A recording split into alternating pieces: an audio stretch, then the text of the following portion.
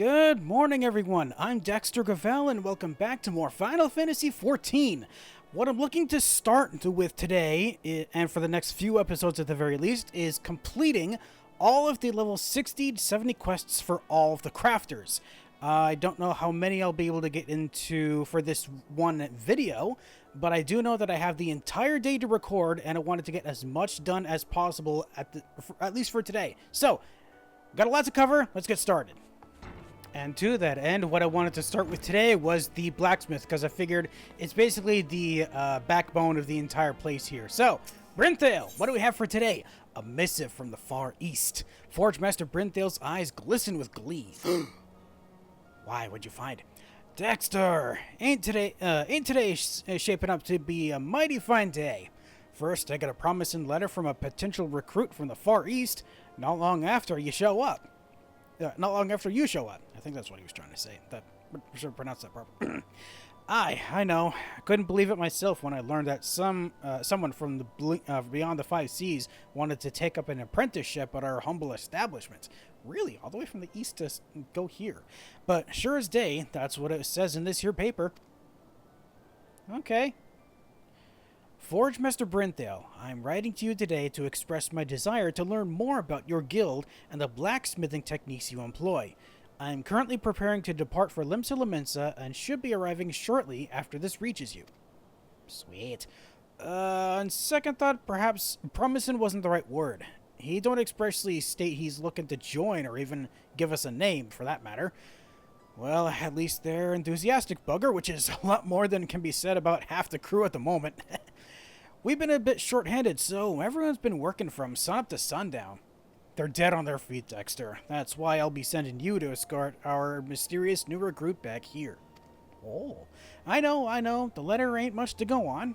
I reckon if you snoop about the docks for long enough, though, you'll come across our friend sooner or later.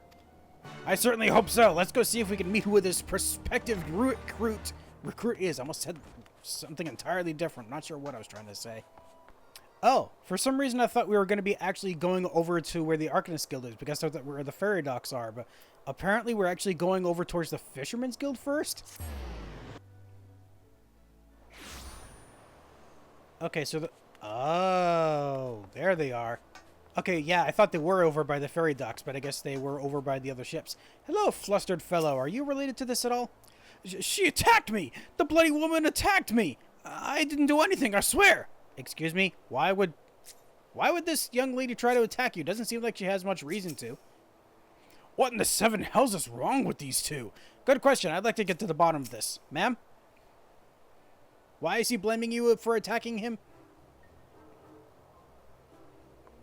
Oh, hi. Sir, please. By the look of it, you're from the Blacksmith's Guild. You've been sent to collect me, have you not? You know this girl? She's been stirring up a great deal of trouble, and I'm half a mind to take her into custody for attempted assault. Earlier, this man accosted her when she stepped off the boat.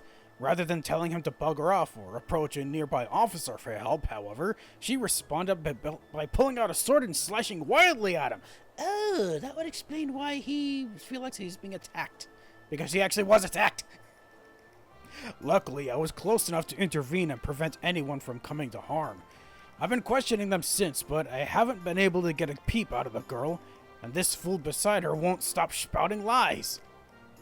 Lies? What lies? You stopped me without just cause and refused to let me go, even after I explained I have somewhere I need to be. There was nothing left for me to say, least of all to a churl like you. Churl? Listen here, young lady. While that may be a suitable word to describe this ruffian, I am no such thing. I'm a yellow jacket, keeper of peace, and defender of Limsa Lominsa. Firstly, I'm nearly stabbed, and now you disservice me with your ugly words? All I did was shower a pretty girl with compliments. That hardly warrants this abuse, unless you were catcalling her. That's all you did, is it now? Perhaps next time you should use your mouth to do some of that complimenting instead of your hands, if there is a next time, that is. Truth be told, the only reason I was even here to save your sorry arse was because I came to issue you with a warning. We've received a flood of complaints regarding your unscrupulous behavior. Oh, so it's a regular occurrence with this guy. Well, she tried to kill me! I don't even see a sword hunter. I don't see how she could have. While I turn the girl to her sword and her sword over to you, I ask that you keep this thing well out of her reach. She may have had her reasons, but I will not tolerate a repeat of this incident. Are we clear? Oh, that gotta make sense. He would have confiscated it from her, so I'm taking the sword for her. Got it. That is simply a blade I keep on hand for self-defense. It's a rubbish weapon, really. You can keep it. I will, however, have you know that this is no ordinary sword. Rather, is a katana, the traditional weapon of the Far East. No, wait. I have an even better idea. You can present my katana to Forgemaster Brinthale. While by no means one of my better creations, it should prove sufficient to demonstrate my skill to him. Now then, let's not waste any more time. Please, lead the way to the Blacksmith's Guild. Right fine mess I found myself in all of a sudden. A katana wrought by her own hand. Seems she's a blacksmith of exceptional skill. She claims it's rubbish, but that's a finer weapon than any I've ever wielded. Ah. For all her talent, though, that girl's gonna be a handful. Brinthale's in charge over the guild, Blacksmith's Guild, isn't he? My sincerest sympathies to him. You're aware that she's gonna be a big issue. I wonder why. Better that sword, that katana, in Forgemaster Brinthale's ill-sudden hands than in hers.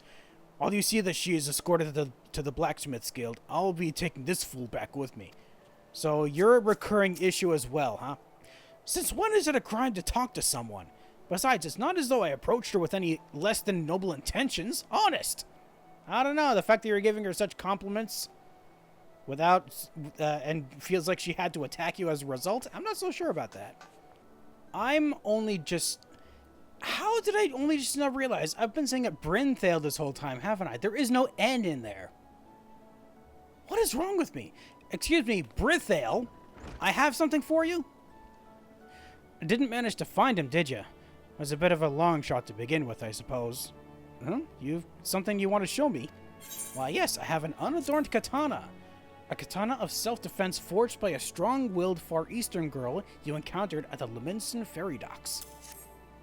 Oh yeah, you were looking for a girl, not a guy, by the way. A katana. It's certainly a fine make. I'd say it's right up there with some of the stuff me better smithies can pound out. Where'd it come from? Good question. I think you're about to find out right now. From my personal collection, of course. Yep, it is her.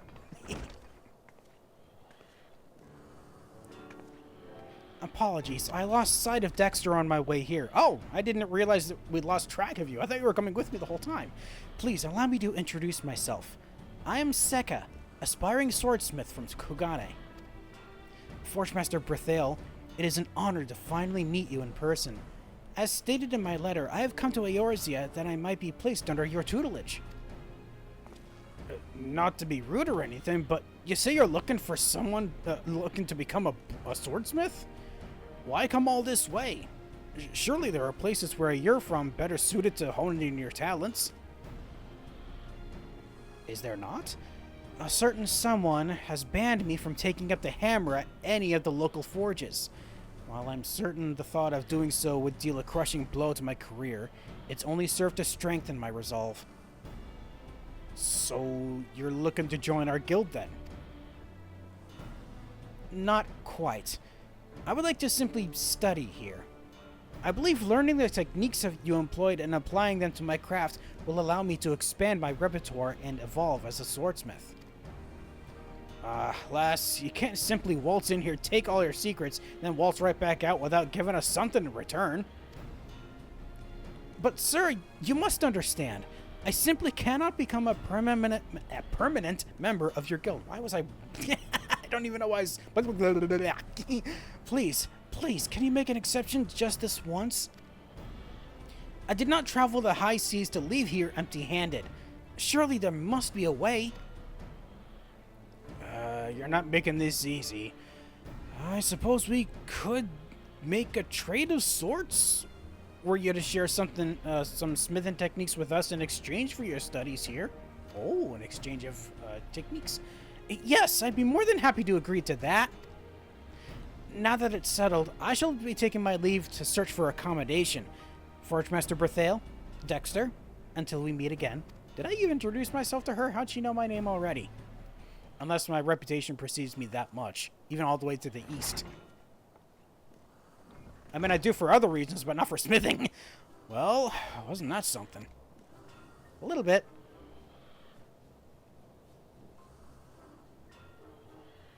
Starting up trouble right off the boat, huh? Why is it I'm struck by the sudden urge to take a trip to the wench and drown myself in ale? But mayhap that won't be so bad. She won't be so bad.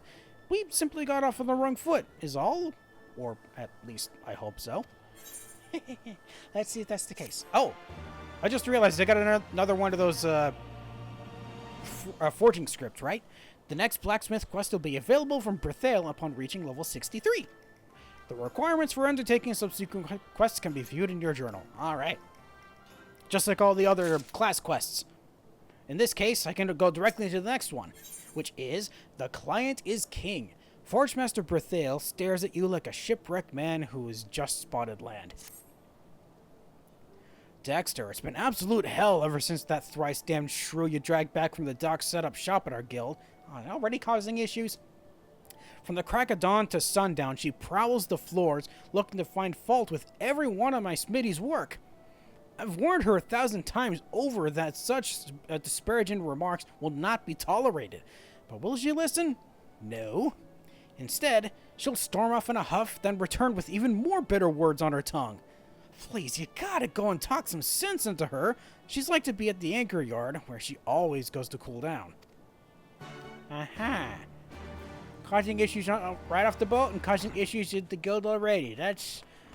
oh boy, not good. Ah, there you are, Sekka. Hey, Sekka, this was supposed to be an exchange of skills, not an exchange of insults. What's happening? You've come here because that bonehead sent you after me, right? Well, I'll have you know that whatever he says, I do not intend to be more supportive of the Smitties. Every single point I brought up has been valid. You have some excellent smiths. Really, you do. However, everyone is so focused on when their next commission is due that they've lost sight of what's important. No one here has any passion to desire to improve. They're dead on the inside.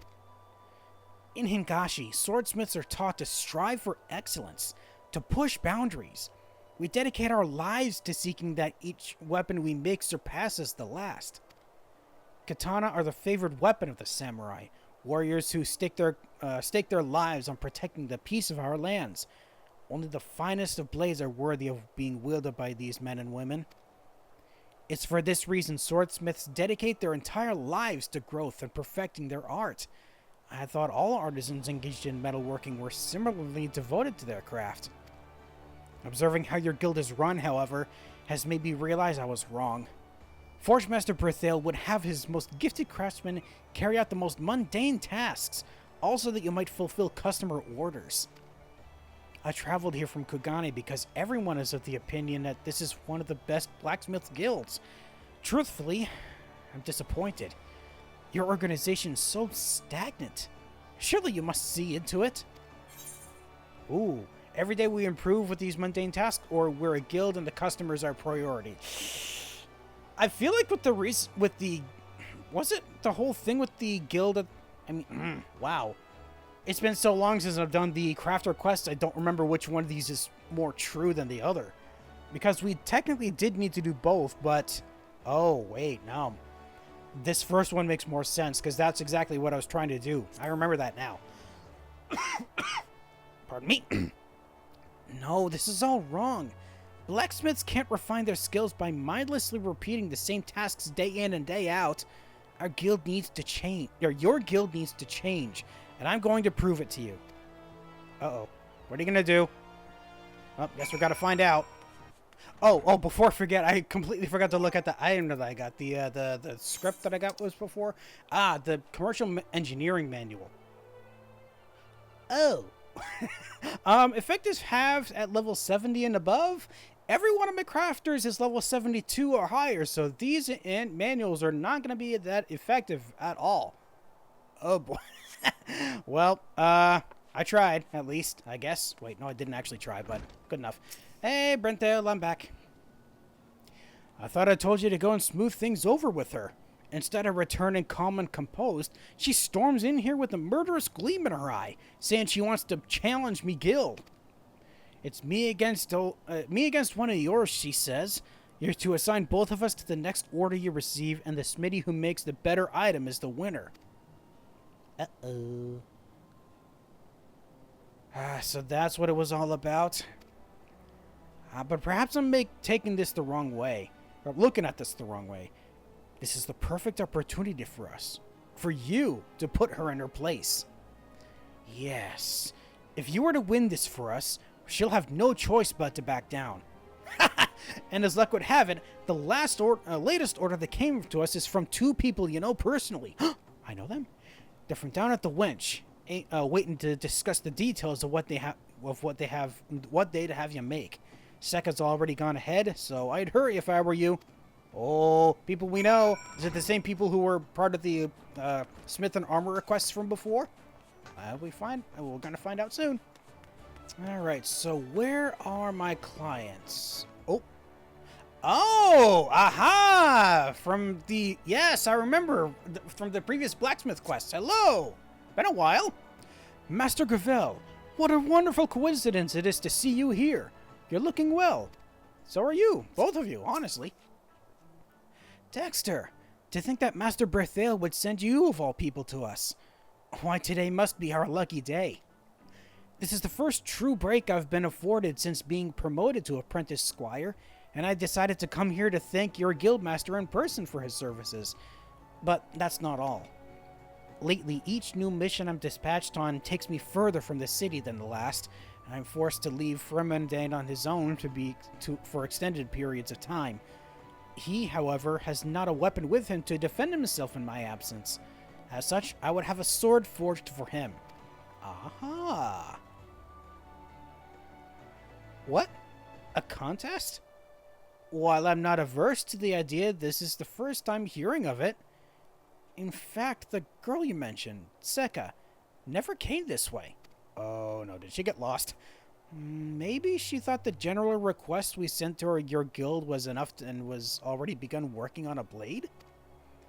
Well, whatever the case may be, I look forward to seeing you work your usual magic. Now, Fremendane, tell Dexter what kind of weapon you would like to have him make. Yes, sir, what would you like? Master Gravel, it is a pleasure to see you again. As for the blade, I believe a short sword would suit me best. I've grown weak in my old age, and anything heavy is like to be more a hindrance than help. Understandable. Yes, the lighter the short sword, the better. We've already paid the fee for your services to Master Berthale and have, in addition, agreed to provide you with materials. Oh, so I don't need to get them myself? While we're still far from wealthy, money is not as tight as it once was. If there's anything at all you would require, please do not hesitate to ask.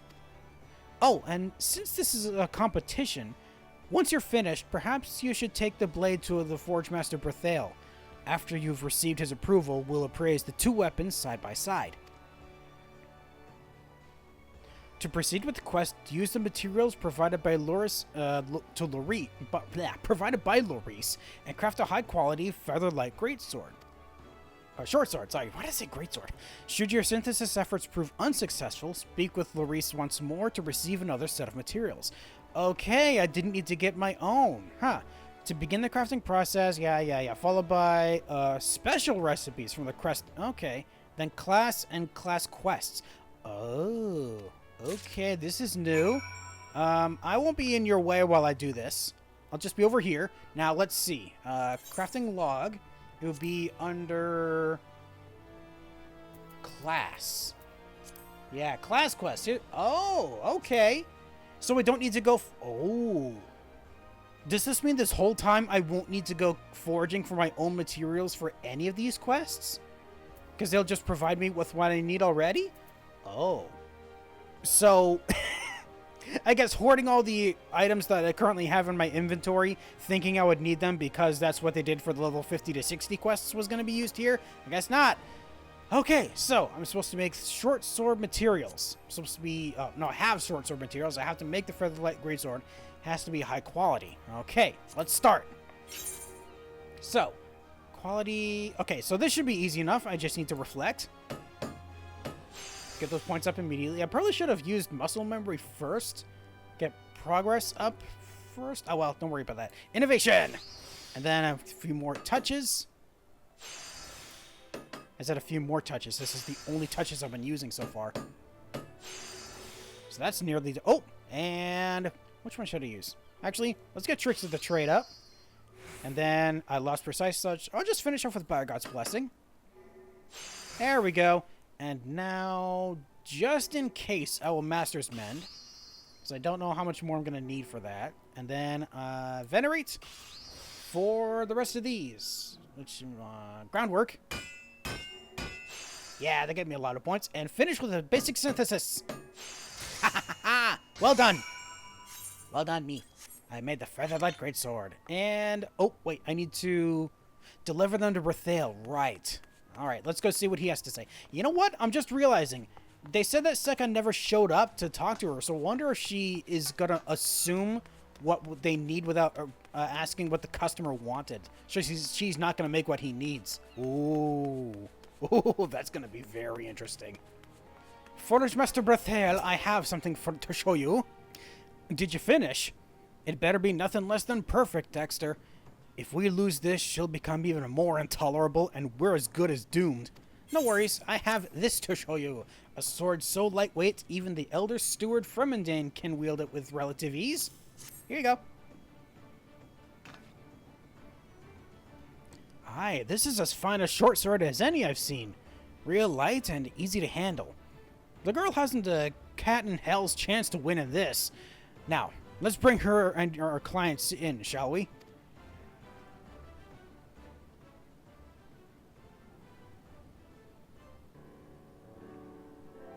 Oh, yep, she made something that he wasn't gonna like. I can clearly see the difference, yep. Hi. A little awkward being stared at like that. Both are magnificent weapons, but one is head and shoulders above the other. Master Gravel, your handiwork never fails to impress me. It would be my honor to wield your blade. Yay! But why? His sword is so flimsy and weak compared to mine. Added to that, mine is a superior edge and is much more aesthetically pleasing. Madam, as if you can see for yourself, I'm but a frail old man. Yours, while beautiful, is far too heavy for me. I'm no blacksmith, but I know enough to say these blades are for comparable quality in durability and sharpness both. If you were to take into account the needs of the wielder, however, Dexter's is far superior. This isn't fair! Had our clients been anyone but these two, my sword would have won! I understand you're dismayed by the results, but your words are unbecoming of an artisan. It's our clients who decide if our weapons are worthy of them, not the other way around. If you can't bear defeat with, if you can't bear defeat with a bit of dignity, I suggest you look into changing professions. You'll never grow as a craftsman without that attitude, much less surpass Dexter here. If you don't mind, Fremendane and I will be taking Dexter's short sword and leaving then. Before you go, please allow me to apologize. It's as Forge Master Berthale says. I realize now I did not take any of your needs into consideration, and it resulted in me presenting you with an item unworthy of your attention. A smithy needs a great range of skills so that he might tailor his products to accommodate the needs of the customer. Every task, however boring or routine, helps to expand this repertoire. If that doesn't suit you, perhaps you should look to other guilds. Forge Master Berthale, thank you. Your wise words have opened my eyes and allowed me to see the fault in my ways. I'm terribly sorry for my earlier behavior. Nothing of the sort will be happening again during the course of my studies here. Studies? Here? Surely you'd prefer to go elsewhere.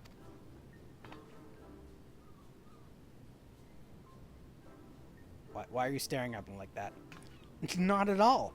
I'm quite certain whatever those other places have to offer will not even come close to what I can gain by observing Master Dexter. Me specifically? What?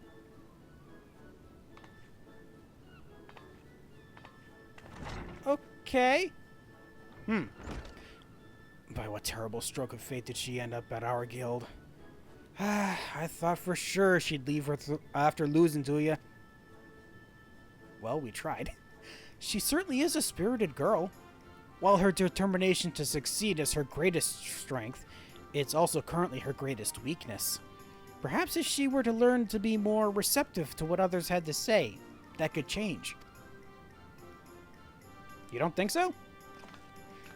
I'm gonna have to go and break the news to the news she'll be staying to the I'm going to have to go and break the news she'll be staying to the other Smitties. Oh, okay, I see. Break the news that she'll be staying to the other Smitties. Dexter, don't you go anywhere, you hear? Okay. Oh, options for stuff. What should I get? I don't really need any of these because I know I can make them, I'm pretty sure. So I'll just take more silver pieces. Do I really need more gil, though, is the question. I could take these and desynthesize them into crafting materials for other things? I might actually do that. I'll do that. Yeah. In forging new paths as a blacksmith, you've learned quality assurance. Oh, I didn't even look at what other things I get. Oh, and I'm level 74! Am I going to surpass level 75 by the time I'm done with this? Most likely. So, what was was it a trait that I got? Traits. Yeah. Quality assurance. Increases chance of material condition. Oh. So the chance of it materially becoming good during production is increased. Oh. That'll make it much easier to make high quality stuff then, or allow more options to use precise touch and things like that. Nice. Oh, well, what else did I get? Oh, right, the stuff. Oh, right, a new file. Do I need... no, I don't need a new file.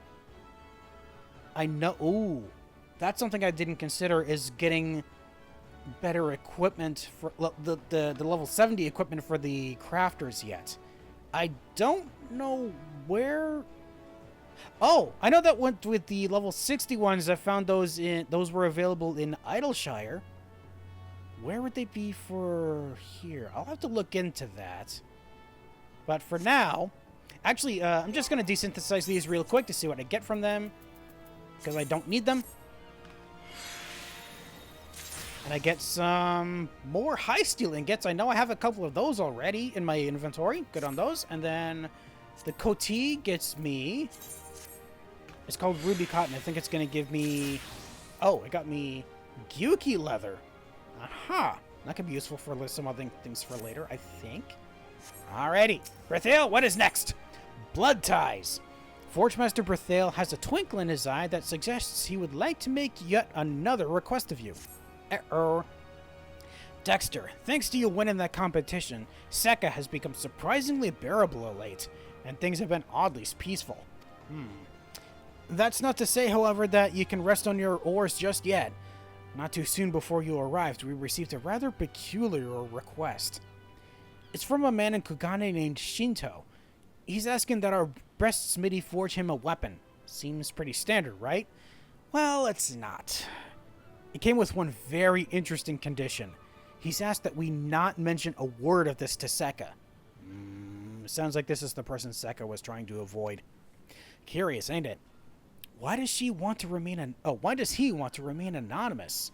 And moreover, how does he know the girl's here? While I don't have the answer to either of those questions, there's one thing I know for certain. You are our best smithy. Our client should be arriving soon so you best hurry to the docks. Any questions? Good? Now off you go. Meeting another client over by the docks. Is this the same location? No. It's the lower docks. I need to check that first. Right, it is the same location as before. So, I'm looking for someone around here... Oh. Oh, there you are, Shinto. Hello, sir.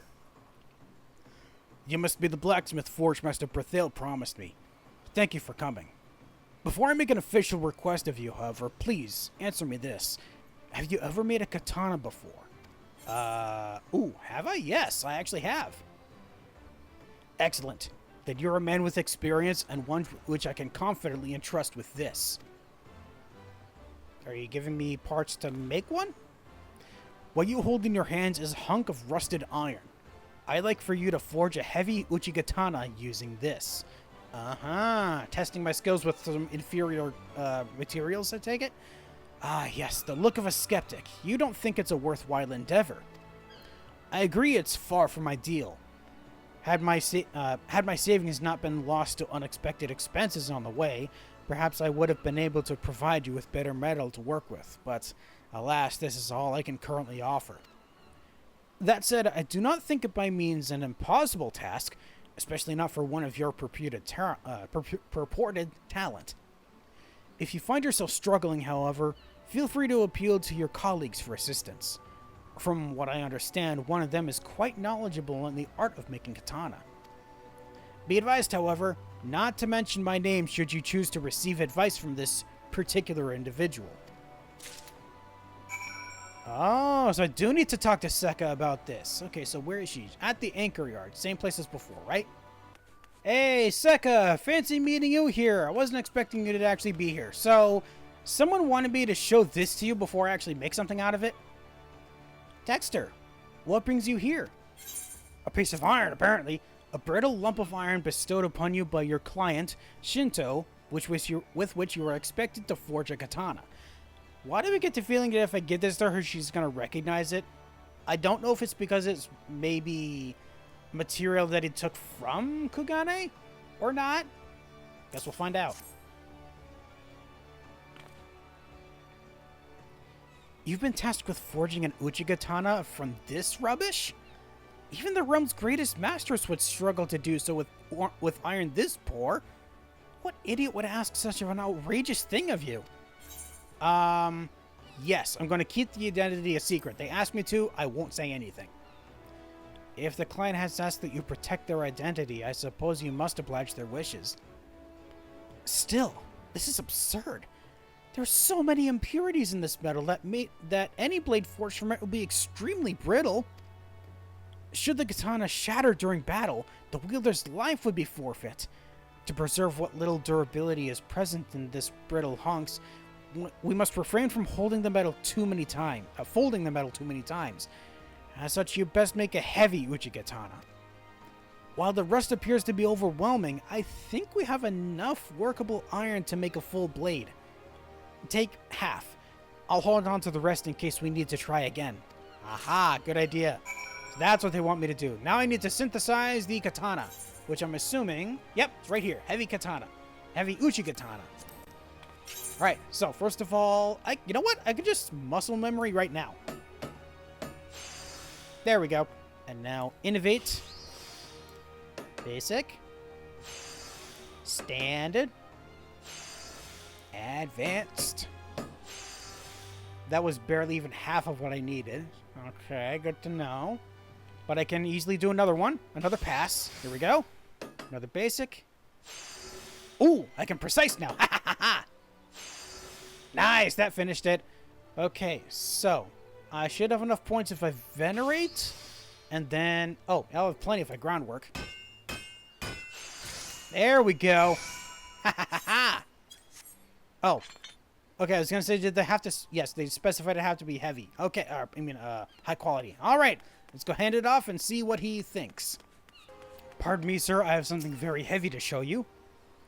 So, you've returned. Have you finished the uchi-katana that I requested? I certainly have, sir. It's right here. Katana forced to be, above all else, durable. Let's hope it actually is. This blade, it's so rough-hewn. It doesn't even come close to matching the skill of even the lesser swordsmiths of the Far East.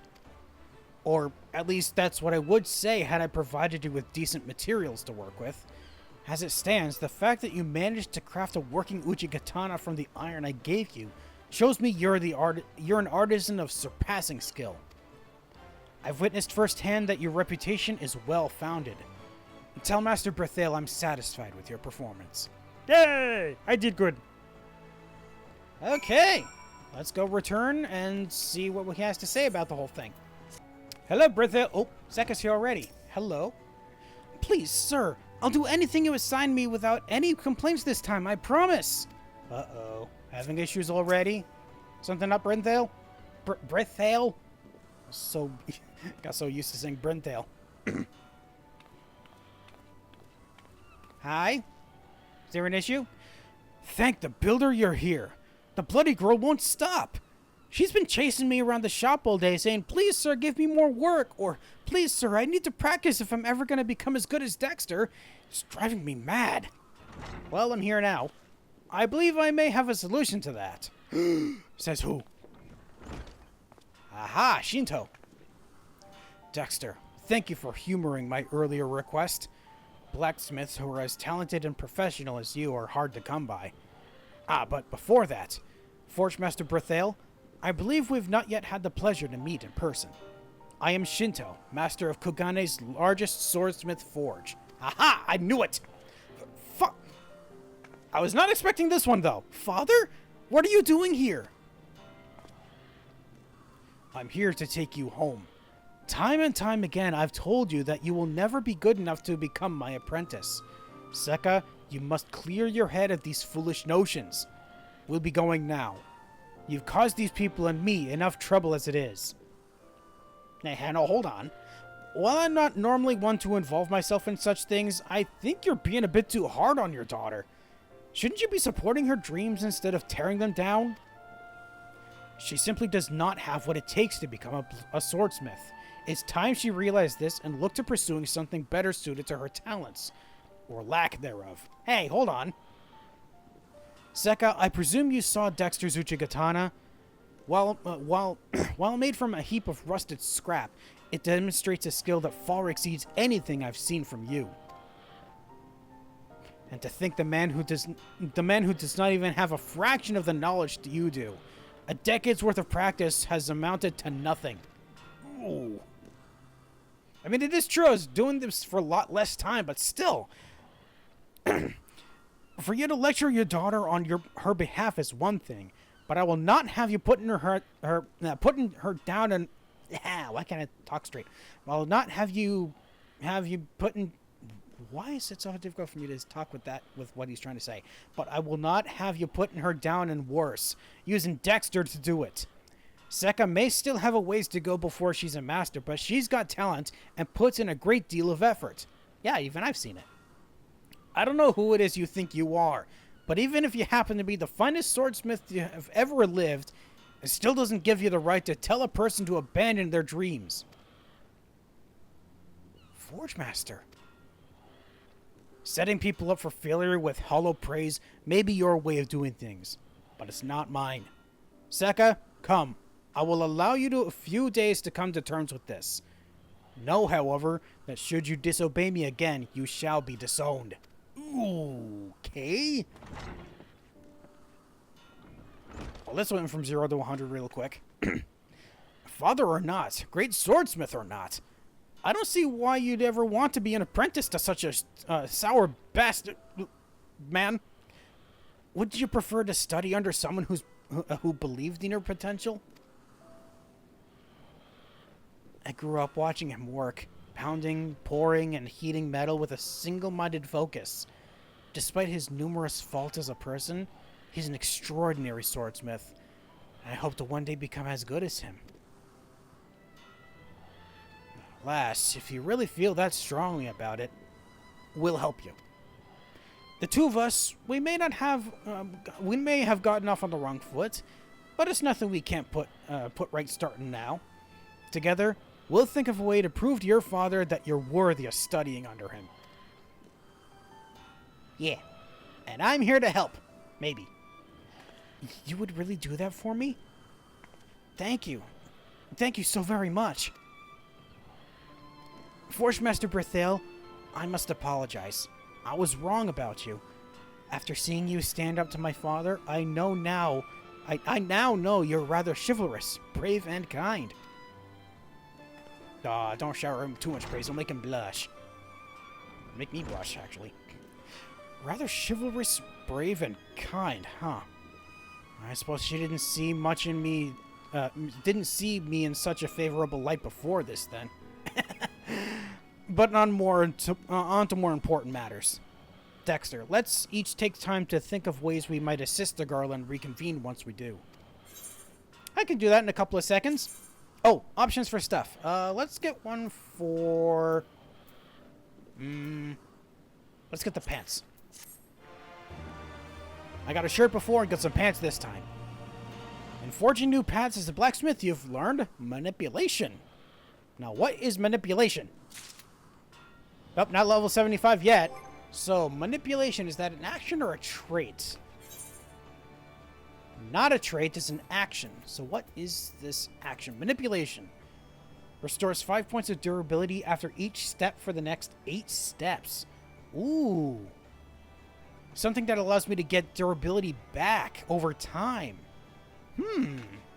That's interesting. Now, where did it set to? Oh, it set to here. Okay, that's a good spot for it, actually. Yeah, that works. Okay. So, I suppose I can try that on the next thing we're going to make, which is from The Missing Piece.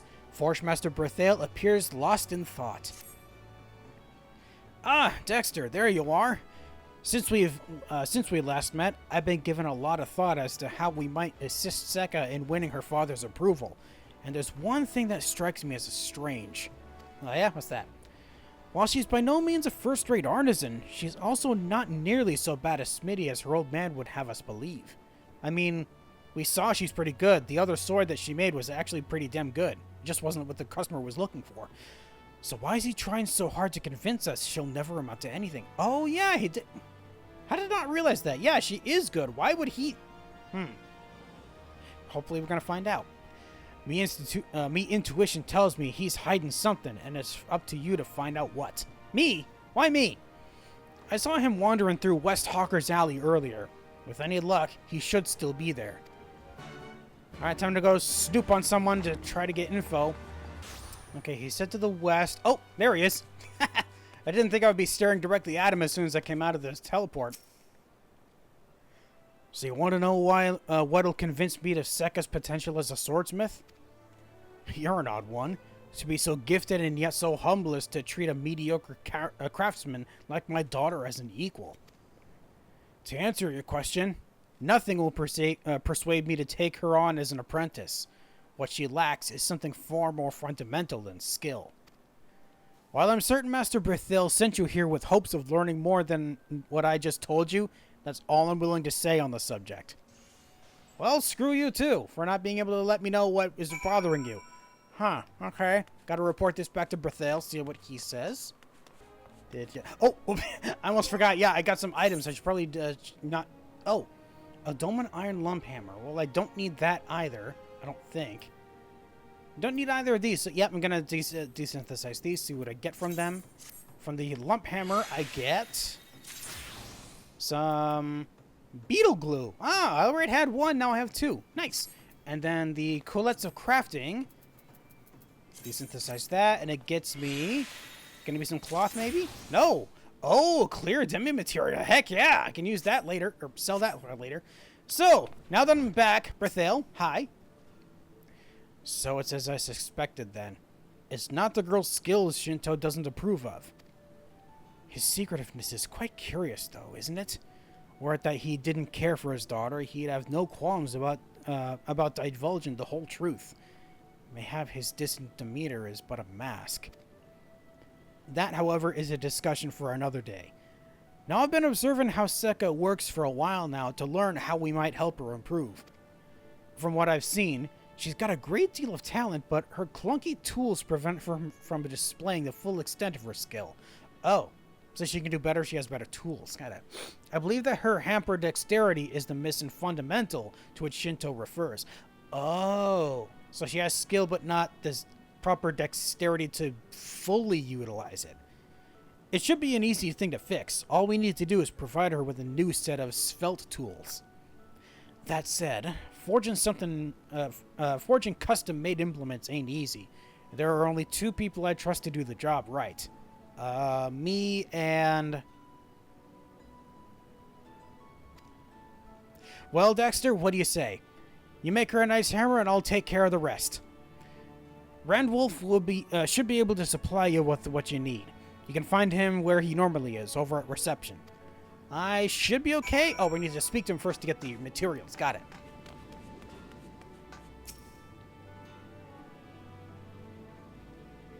The tool you're making a new set of tools for the girl?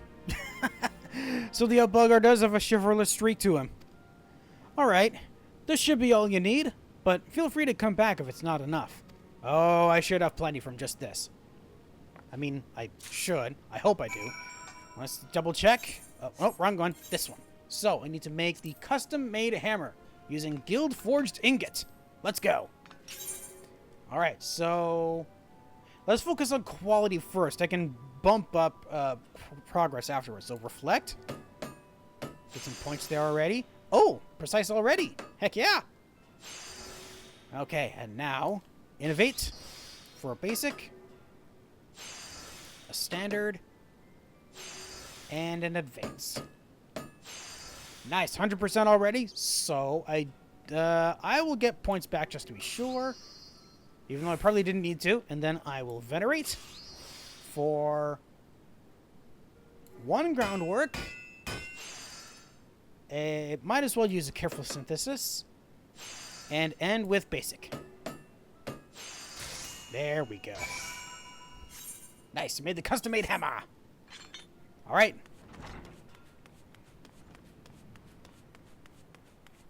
All right, Brithil, what do you make of this one? Let's see it then.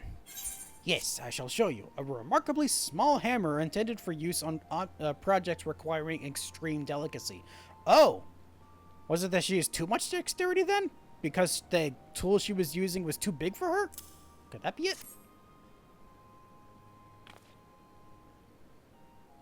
You've outdone yourself yet again, Dexter. Mayhap I'll have it to ask you to forge me a new hammer once all this has been resolved. I mean, I could. Between the 2 of us, we should now have a complete set of tools. I'll tell you to have. I'll let you have the honor of giving them to the girl. If she's not down in the workshop, you should be able to find her at the anchor yard. Same place as usual. Got it. That's easy enough. Let's go. Hello again, Sekka. I have something I'd like to present to you. Dexter, I'm pathetic. I don't even deserve to be called a smith. Now, hold on. Forgemaster Brithil invested so much time and effort in helping me achieve my dreams, and yet everything I make it's rubbish. I'm undeserving of his teachings and his kindness. My father's a distinguished artist in Kugane. To gain his recognition would require that I craft an exceptional katana. This whole time I've been thinking how exactly I might bring such a blade into existence. But the harder I think, the more I'm overcome with panic. And to make matters worse, I can't get Forgemaster Brithil's face out of my head. Ever since he stood up for me against my father, I find myself unable to think straight, and a flush rises in my cheeks whenever he's around. Aha! I think I know what's happening here. He's begun to dominate my thoughts and even my dreams. I don't know what's gotten into me. Oh, my apologies. It seems I've gone off on a tangent. There's something you wanted to show me? Well, what you've been saying might take more precedence eventually, but for now, I have a set of tools for you. A set of new tools forged for Sekka by you and Forgemaster Brithil. Brithil. Again, I'm so used to that. It consists primarily of a custom-made hammer and several secondary blacksmith tools.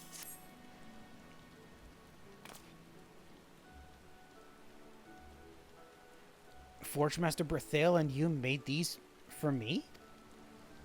It never occurred to me that your tools could make a difference. Unlike my current ones, these feel so light and sleek. Thank you so much for this wonderful gift. I cannot wait to test them out. Go do so right now! Finally get him out of your head for once. I have arrived. Oh, I see Sekka's currently working on something. Is that right? The girl flew in here a quarter bell ago and began pounding up a storm. While I knew the tools would make her happy, I hadn't realized they'd make her that happy. Well, we're going to see just how happy they make her. Dexter, look! It's magnificent, is it not? I made this using the tools you gave me. Alright, let's take a look.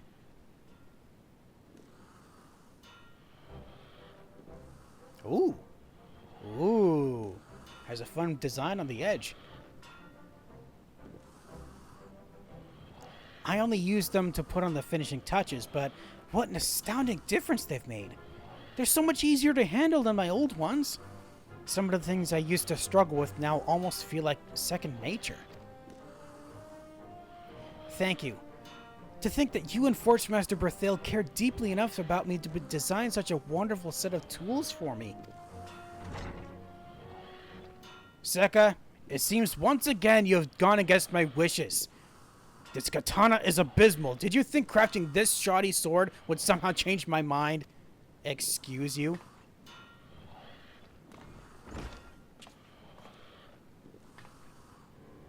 No, Father. This katana was not made with the intent of showcasing my skill. However, that does not make it any less valuable. This blade, it represents my determination and marks the first step in my journey to becoming the best swordsmith in the realm. Working with these tools reminded me of what it was like to concentrate solely upon feeling the cold bite of the metal upon my palm and the reverberation each pound of the mallet sends up my arm. It made me realize that, until now, my katana have been made with anxiety, a fear of being rejected, not for the pure joy of the art. Father, Father, yeah. Oh, there we go. Father, I'm at a turning point. Now more than ever, your guidance is essential to my success. I'd like to reiterate my request to you. Please, I beg you, take me on as your apprentice. You exhibit great dedication, but I've always lacked the necessary focus and affection for this craft, something which has reflected in your art. All your blades have been uninspired and lackluster. This katana, while far from acceptable, is different. You directed your undivided attention to its creation, rather than fixating on gaining my approval. In so doing, you've demonstrated you understand the essence of our art. I shall consider your request. Yay, making progress! What? Truly? Do not get ahead of yourself. You must first prove your worth.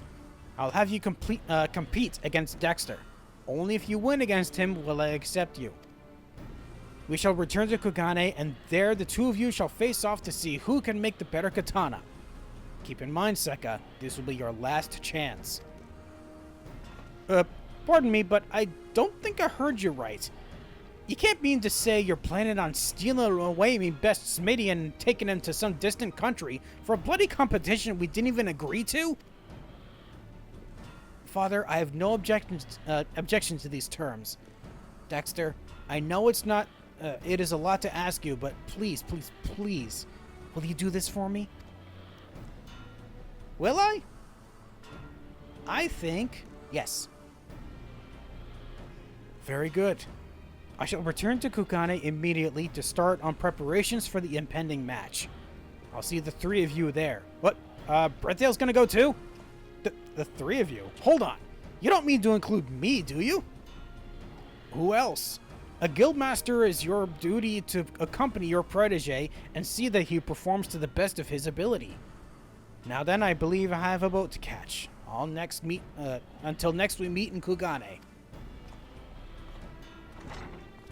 So they wasn't expecting that turn. I shall be returning with my father. As we are adversaries now, I can no longer remain here at the guild.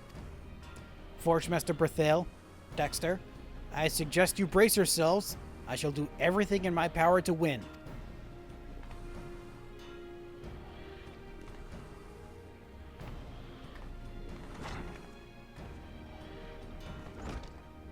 Seven hells! Those two could give some of the fiercest pirates a run for their kill. There's a lot that needs to be done ere we depart. While I go and make sure things are in order, I expect you to be practicing. If you're crossing the 5 seas for this bleeding competition, you better be sure to win it. Okay, for some reason I was gonna wonder if there would be any point in me, like, not winning on purpose. But I don't think that's what would want that to happen. I don't really need any of these, do I? How many of these do I have currently? I have 10 of the competence, 6 of the cunning, and 9 of the command. I'll take some more cunning.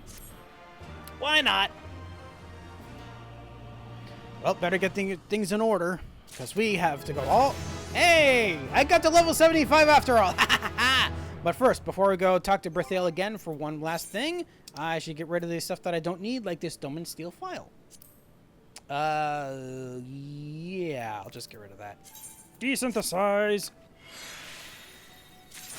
And I get Tamahagane ingot. I have a couple of those already. Nice. I think. Is it a couple? Hold on. Yes. That's exactly what I was thinking it was. Cool. Okay. Here we go, Berthale. The final face-off. Forge Master Berthale has dark circles under his eyes. Oh no, he's been working so hard. Kept you waiting, have I? Apologies. Seems I had myself one too many pints of ale last night. Oh, it wasn't working. He was just drinking because of anxiety. Don't worry, that's not going to keep me from traveling with you to the Far East. After all, Sekka and her father will still owe us a few trade secrets. I have to see that say that they uphold their end of our bargain. I can't shake the feeling that unless she wins, they'll try and easel their way out of it. Why did I say easel? I meant weasel. I was thinking weasel, and for some reason I read easel. I don't know why. Well, I suppose that's just a bridge we'll have to cross when we come to it. For now, let's focus on making it to Kugane in time for the match. It's going to be a lot harder than it sounds. My head's pounding and my stomach's churning. I don't think I've ever been so unenthused by this the idea of leaving Eorzea for distant lands. It might just be the fact that you're feeling a bit sick from having so much ale. I'm gonna have to take a moment to recuperate, lads. So you go on ahead and go on ahead of me. I won't be too long. You have my word. Well, let's see to what they actually do, okay? Seeing as you're going ahead of me, you best speak with Sekka when we arrive in Kugane. Don't give me that look. This ain't some ploy for me to slither out of the going, though I'd admit the thought did cross my mind. Well, time to go see Sekka and Kugane. Teleport over to Kugane. Good thing I haven't set it to my one of my favorite points, otherwise it would cost so much skill to go to and from here. Alright, so where is Sekka? She is... over by the hostelry. Back this way. Okay, so they're around here. Oh. Oh, there you are. Welcome to Kugane, Dexter. We received notice earlier that Forge Master Berthale left shortly after you. I imagine he should be joining us soon. I feel like a totally different person to when I was last here. Where before I would buckle under the pressure of my father's unwavering gaze, lately I have not felt fazed by it in the slightest. Oh, but my apologies, I got off track again. Speaking of my father, he's asked me that you meet him at Kokajia, where craftsmen from the poorest to the finest gather in Kugane. There, he'll appraise you of the details of our upcoming match. I'll remain here to collect Forge Master Berthale. You sure you want that to happen? Because not only is he seasick, but you're kind of weak-legged around him. My father awaits you at Kokajia. Please find your way there. This is going to be a very interesting thing to run into. Hold on, I just need to teleport over there, don't I? Where am I going exactly? Okay, so I need to go by Gobankura. Near Gobankura, which is... Which crystal is that? Pure 1. And for some reason I saw Gobankura and thought that was the name of the crystal. But no, I need to... Behind me. Oh, I don't believe I've even been over here before. Have I talked to you before? Oh, hello, sir. Waiting on a commission, sir? No?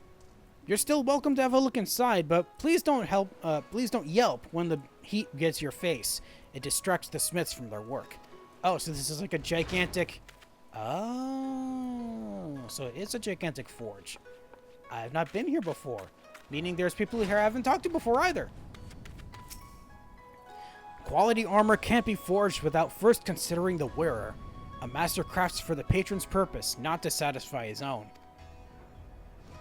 Why didn't Sekka take that to heart? Because that's what you guys are doing here. That's what we do as well. Huh. Kugane teams with merchants, always coming and going, and we receive a great many commissions.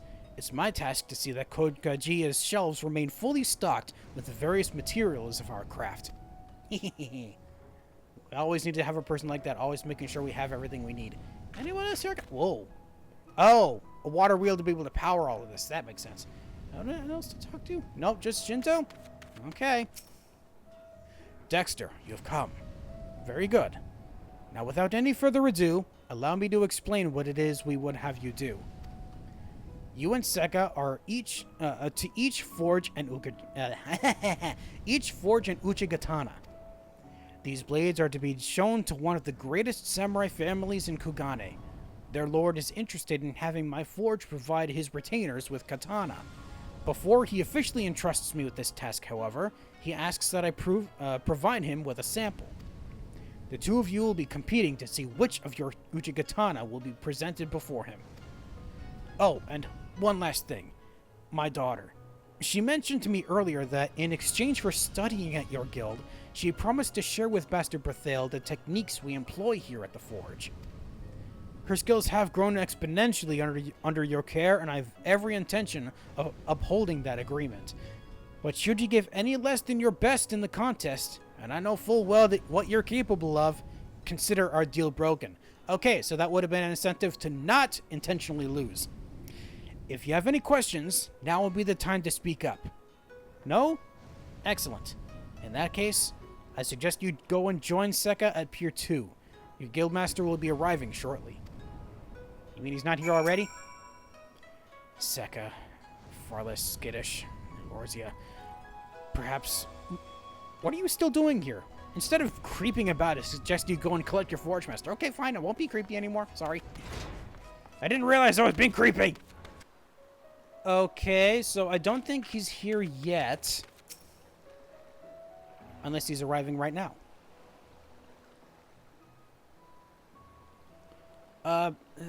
Sorry, Dexter. Do you have a moment?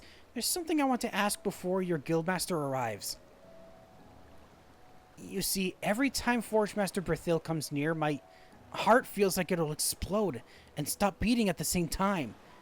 Sometimes it's so painful I can scarcely breathe. At first, I saw him as a dull and uninspired man, but then, when he so courageously defended my dreams and refused to back down, even in the face of my father's fury, I realized I had misjudged him. In that moment, something inside me shifted. Now, I cannot get his face out of my head, and I feel an inexplicable urge to be near him. I just don't understand. You supported me in my journey just the same, so why is it I don't also feel this way about you? Because I don't talk? We could just tell her she's in love with him. Or be clueless about it. Might as well. Let's be silly. Blurt out the truth! In love? With Forge Master Berthale? That's absurd. The only love I hold is for the art of swordsmithing. There's no room for anything for anyone, or for anything or anyone else in my life. But what am I doing? Now is not the time for me to be asking silly questions. I need to prepare for what's arguably the most important moment in my career. Perhaps once this competition's over, we can revisit this conversation. We might have to, yeah. Oh, hey, speaking of who. What's this? Me own personal welcoming committee come to escort me ashore? What's wrong, Les? You're red as a beet. What are you talking about? My face is not red. Even if it is, it's only because I'm so excited about my victory, which looms on the horizon. All right then. Oh, now she's being serious. You will see. I'm going to win. I have come a long way from when I first started. My travels to Eorzea, my studies at your guild, and the new tools the two of you made for me. They'll relight a fire in my soul. They reminded me of how much I love making katana. This competition is a once-in-a-lifetime opportunity for me to seize my destiny. I'll prove to Father that I'm worthy of studying under him. That is exactly why we're here. We'll have to, well, certainly help you with that in whichever way we technically can. That girl's filled with an unrelenting passion for her craft, and she'll make a formidable opponent in the upcoming match. Has Shinto divulged any of the details to you yet? He certainly has.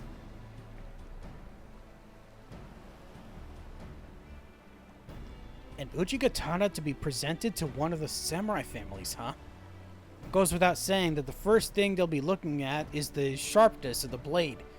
You'll also want a simple but elegant design for the hilt. But you already knew that, didn't you? I always forget you've outgrown me advice. Now, I've brought with me all the materials you might need. Here. Once you're done, take the Uchigatana to the girl's father. And good luck, Dexter. Remember, if you need anything, I'll be here. Yay, thank you, sir. Alright. Now I just need to synthesize an examination Uchigatana. There it is. Using Uchigatana materials. Here we go! Right, set this up. And then, okay, slightly more points than before, but we can still work with this. Reflect. And then, oh, nope, basic touch. Oh, I forgot to venerate first, innovate first. Dang it. I'll just finish this out at the very least. All right, and then might as well one more for actually innovate this time. Basic touch. Standard touch. And, oh, precise touch to end it out. Nice. All right, now I definitely need points back to finish this out. And then, oh, hold on. More points. Yes. Now venerate. And then, looks like I can use 2 groundworks. Oh, whoops. Oh yeah, I forgot. Wait, hold on. Groundwork. Oh, yeah, that's why groundwork is a detriment, is because it uses more durability. I completely forgot about that. How did I not even realize? Okay. Oh, get out of that. I need to get some more materials. Sorry about that. You need more materials? While these supplies ain't exactly what you'd call cheap, this is also a good opportunity for you and me to have an expert swordsmith look over your work. Here, take these. Thank you. Now, let's actually do this proper. Okay, once more. Properly this time. So, reflect. And start with innovation this time. Now, basic. And standard. Then advanced. So far, so good. And then, how much will I get with Bayergod's Blessing? 100%. That works for me. Okay, so points back. Don't be an idiot and use more than 1 groundwork. So, just, oh, hold on. More points. 1 groundwork. Oh, wait, I have enough points to actually use more than 1 groundwork then. Ha ha ha. There we go. And then a basic synthesis. That's what I needed. There we go. Now I've got what I needed. Now let's go present these to Shinto. Nah, wrong way. Alright, Shinto, I have returned. You finished your Uchigatana? I certainly have. It's right here. A katana forged as your final test and to be delivered to a prominent noble house. Let's see how well we did. Very good. Sekka is still working on hers, so I shall hold off on all critiques until she presents me with her blade. Okay. She's probably taking time so that actually she can make a higher quality katana than I did. But let's see. Ooh.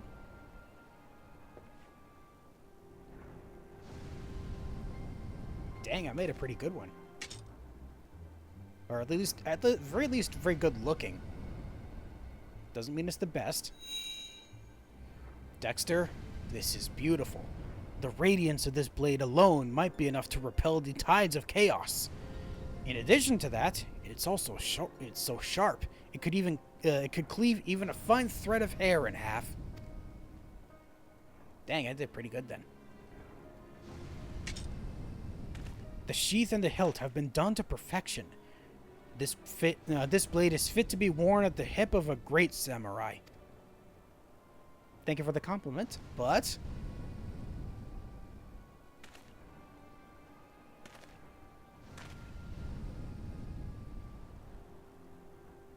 Ah, they did mention something about a simple design. Besides this brilliant Uji katana is... What is this? Sekka, it seems you've decided not to make this competition seriously. To the contrary, I expect every last ounce of my skill and strength to create this. Please, see for yourself. Take it into your hand and test it out.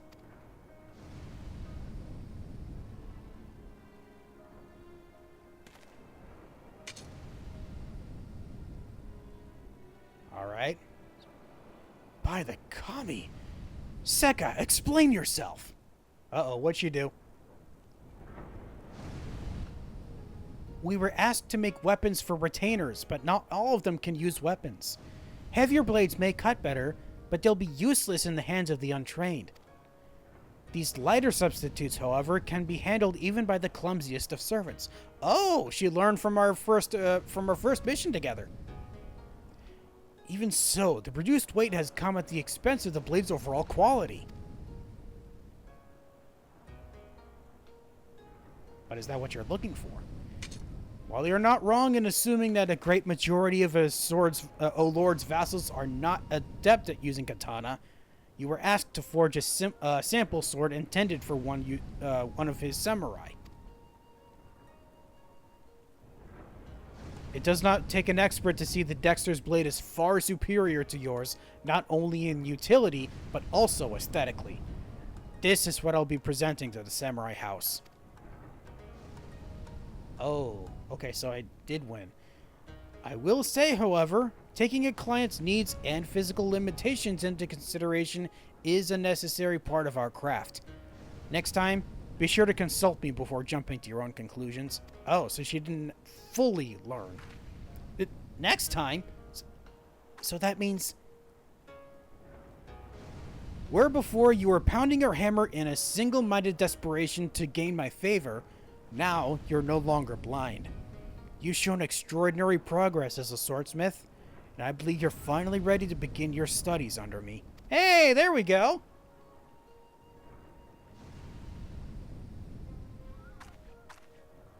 Did you hear that, lass? Sounds to me your dreams are about to become a reality. Indeed, and I owe that in large part to you. Thank you, Forge Master Berthel. Without your guidance, I would not have been able to make it this far. You've been a great inspiration to me in more ways than you can imagine. Oh, I can imagine quite a lot. Okay, you can not... I spent this entire time trying to convince myself this strange pressure felt in my chest was due to the competition. Now that I've been accepted as my father's apprentice, however, I can deny it no longer. Forge Master Berthel, I think I'm in love with you. And now that it's open, how's he gonna react? Pardon me? I see, disbelief. Okay, now things have gotten awkward.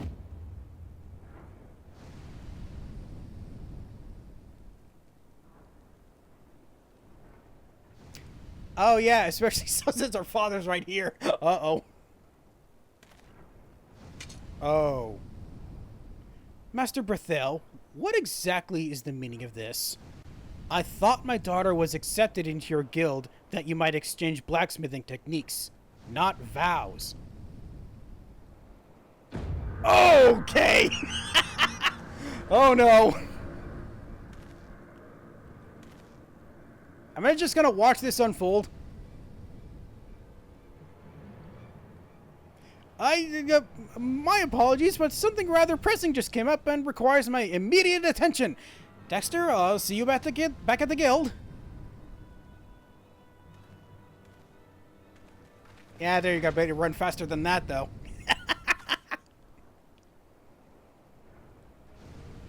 I had not realized he was so shy. It almost makes him even more endearing. Should I not have said anything then? I wonder how it...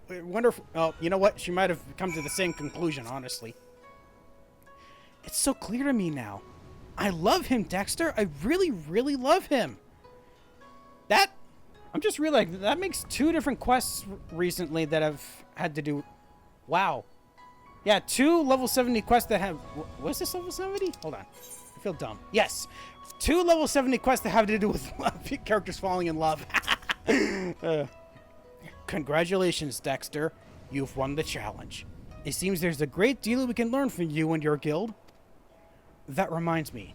While Sekka herself is still not in a place to take on such responsibility, I have every intention of seeing that our end of the agreement she struck is upheld. We look forward to exchanging smithing techniques with your forge. Yay! My father's right. For now, I must focus solely on improving my skills. The Uchi katana I made for this competition was meant to be forged in the likeness of the lightweight short swords manufactured at your guild. It, however, turned out far inferior. I shall train unrelentingly. Perhaps one day, when I refine my skills to a point where I'm worthy of being called a master swordsmith, I can then take on this duty and thus reignite the romantic spark between me and Forge Master Berthale. Maybe. In the meantime, I'll keep my feelings for him sealed tightly away. I only hope that that as the days and months go by, he will not forget my love. Thank you for everything, Dexter. You're a wonderful person, and and an even better blacksmith. I won't be forgetting you anytime soon. Yes, it is as my daughter says. You've won our respect and our gratitude. Had it not been for you, Sekka would not have grown as she has. And with that said, I suppose this is where we part ways. I'm sure that lecher of a forge master is anxious to have you back. Probably. Oh, now you need to report back to him all the way back in Limsa Lominsa, right? Yep. All right. Oh, just teleport there. What am I thinking? There we go. Hey, I'm back. Did you get things sorted and out of your head?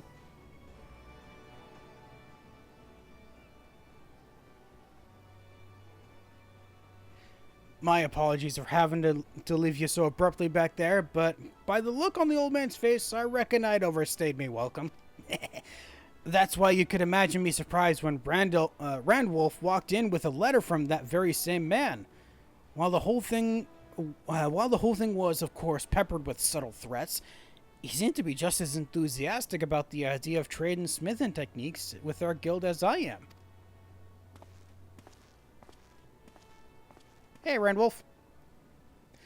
Sir, I've just received another missive for you. It says here it's from Sekka. I'm not sure what it's for, but it must be important. It's nearly the size and length of New Eorzean Geographic. She wrote a letter as thick as a magazine? Oh boy. And here I thought once I'd retired from sailing the seas, I'd be able to live out the rest of me days in peace. Such is the life of a crafter, I guess, a well-renowned one at that. And more cunning? Was that the one? Yeah, more cunning. Oh, I get all 3 of them. I thought that I'd choose one.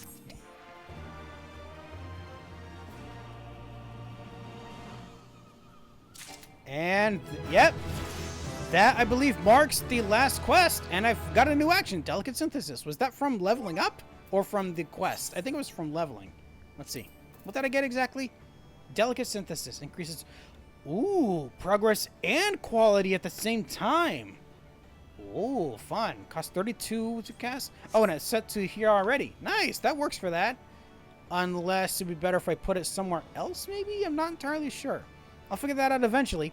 But yeah, I think that was the last quest for this whole thing, right? And I didn't get any updates on if there'll be any class quests after this. So was that the last one? I did realize after completing the crafting, the gathering ones, that there was nothing else after those, so maybe it's the same thing here. Huh. Well, I certainly completed this a lot quicker than I thought I would. I genuinely thought, before starting all this, that I might need to do a bunch of more gathering in case I needed materials. Since I didn't, I completed this much earlier than I thought, so I have plenty of time to continue with another one. Which one should it be? Oh, right, I wanted to finish off... In that case, I'll finish off everything in Limsa Lominsa, or at the very least, I'll do the next one here, which is for the Armorer. And I gotta be able to change to Armorer first. There we go. And let's go! Hey, Hanaza, it's been a while. Oh, no, not you. You, Hanaza. Original Blanstyr. Ah, we're back to dealing with Blanstyr again. Hanaza needs you to speak with Blanstyr, of course. Greetings, Dexter. I hope you've been well since the last incident with Blanstyr. Speaking of which, our resident veteran of the Forge has built quite the reputation for himself. Our patrons are well pleased with the custom-made quality of his armors. Thus did it come to as quite a surprise when he announced his intention to leave the guild. Oh, this is news. Interesting. I'd questioned him on his sudden change of heart, but the stubborn Oryx refused to divulge his reasons. Despite all this happening, I suppose he must be uncomfortable confiding in me. Mayhap you would have better luck? I am his superior, but he respects and admires you as a colleague. I need you to get to the bottom of this, Dexter. Losing an experienced armorer without so much as an explanation is unacceptable. Alright, let's go see what the heck Blastyr's whole issue is. I'm not sure if it's a problem or if it's just he thinks this is too limiting. Ah, back here as usual. Hello again, Blanstyr. Well, well, if it ain't me old forge mate Dexter. What's with the grim face? I was told you wanted to leave the guild? Aye, you got the right of it. I mean to put the guild behind me. Now I've confidence in me skills, and I reckon that lately I've been forging some of the best pieces of me career. But I couldn't figure out for the life of me why I didn't feel myself the equal of you or the Forge Master. After a good bit of thinking, though, I came to the realization that me work lacks character. I was just arriving at that conclusion, you see, when I saw an adventurer by the Gaft Castle wearing a helm of the oddest design. Had to stop her and ask her where she got it from. You know what she says? Some envoy from the Far East gave it to her for services rendered during Heaven's Turn or some such. Heaven's Turn? Oh, really? Pardon me. That's when it had me an epiphany. I needed to learn how to infuse me work with as much character as radiated from that odd-looking helmet. I needed to study with the folk that made them. But if I'm to bugger off on a pilgrimage of enlightenment to the Far East, I can't bloody well keep taking on commissions now, can I? That's why it gave me notice to Hanaza. You can try to talk me out of it till you're blue in the face, but me mind's made up. Okay. Save your breath, lad. I'm for the Far East. Be interesting to see me there, actually. Okay, need to let Hanaza know. That's why. Well, what did the old goat have to say for himself? He doesn't think his commissions have enough character, so he's gonna find some. I see. I certainly appreciate you clearing up that mystery, but why does he... Oh, hey, Blanstyr. Not leaving just yet? Sticking your beak in with me business again, Naza. I should have bloody known you put Dexter up to it. If you'd simply explained the why of it in the first place, I wouldn't have needed to stoop to such measures. And I also couldn't have told you at the outset that you needn't cut all ties with the guild. It is perfectly acceptable for an artisan to take an occasional leave of absence for the purpose of self-improvement. A leave of absence, you call it? Aye, well, I suppose that works too. I'm serious about training new skills, but I'd be glad to keep me positioned at your forge if you'd still have me. Of course. Right. I'll take me leave then, Forge Master. And if it ain't too much trouble, I'd appreciate if you could tell me, if you could see to me clients' needs while I'm gone. Oh, so you want her to do your work? Aye, and we'll take care of any requests or repairs for repairs or adjustments. You just stay focused. I don't want to see you back here until you're satisfied that you've grown as a craftsman. Understood. Well, I'm off to seek a ship to the Far East. Keep them fires hot, huh? We'll do our best. I mean, they will, because I'm apparently gonna go join you for some reason. The great bloody buffoon. By God knows how he'll fare over there. But then again, mayhap he'll return a changed man. Fare you well, Dexter. I'll let you know how should I hear from Blanstyr. Oh, yeah, that makes sense. He would leave, then we'd learn about what he's up to. Yeah, that makes sense. The next armorer quest will be available from Hanaza upon reaching level 63. Yay! And a level 73! Oh yeah, by the way, the next quest would be Eastern Apprentice. Hanaza has an air of poorly concealed concern. Blanstyr should have arrived on far eastern shores by now, but I've heard not a word from the old Aurochs. There was no news of storms or ships lost at sea, so I must assume he made it to Kugane. Have you been there yourself? I certainly have. Should you happen to have business on that side of the world, I'd consider it a favor if you could look into him for me. Personality aside, Blanstyr is one of our best artisans. Losing him to some mishap would be a terrible blow. But for the guild, of course. Of course it would. For the guild. Keep an eye out for Blanstyr the next time you're in Kugane, would you? I need to know he's alive and breathing. In my capacity as Forge Master, you understand. Yeah, I know. Alright, so we're heading off back to Kugane to see what Blanstyr's up to, exactly. Alright, Blanstyr, where... Oh, there you are. Oh, admiring the statues here? That must be how you're getting inspirations, by looking at the different architecture. Dexter! Byregot's beard, I thought you'd looked familiar. Hanaza has sent in to spy on me, didn't she? I arrived a while ago, truth be told, but this bloody statue caught me eye and refused to let go. Just look at the armor on that bloke. You don't see not like that in Eorzea. Well, I best not stand around gawping all day. I need to find a smithy and see if they're willing to teach an old hand like me. Here, you want to come along and help look then? Sure, we can do that. Good lad.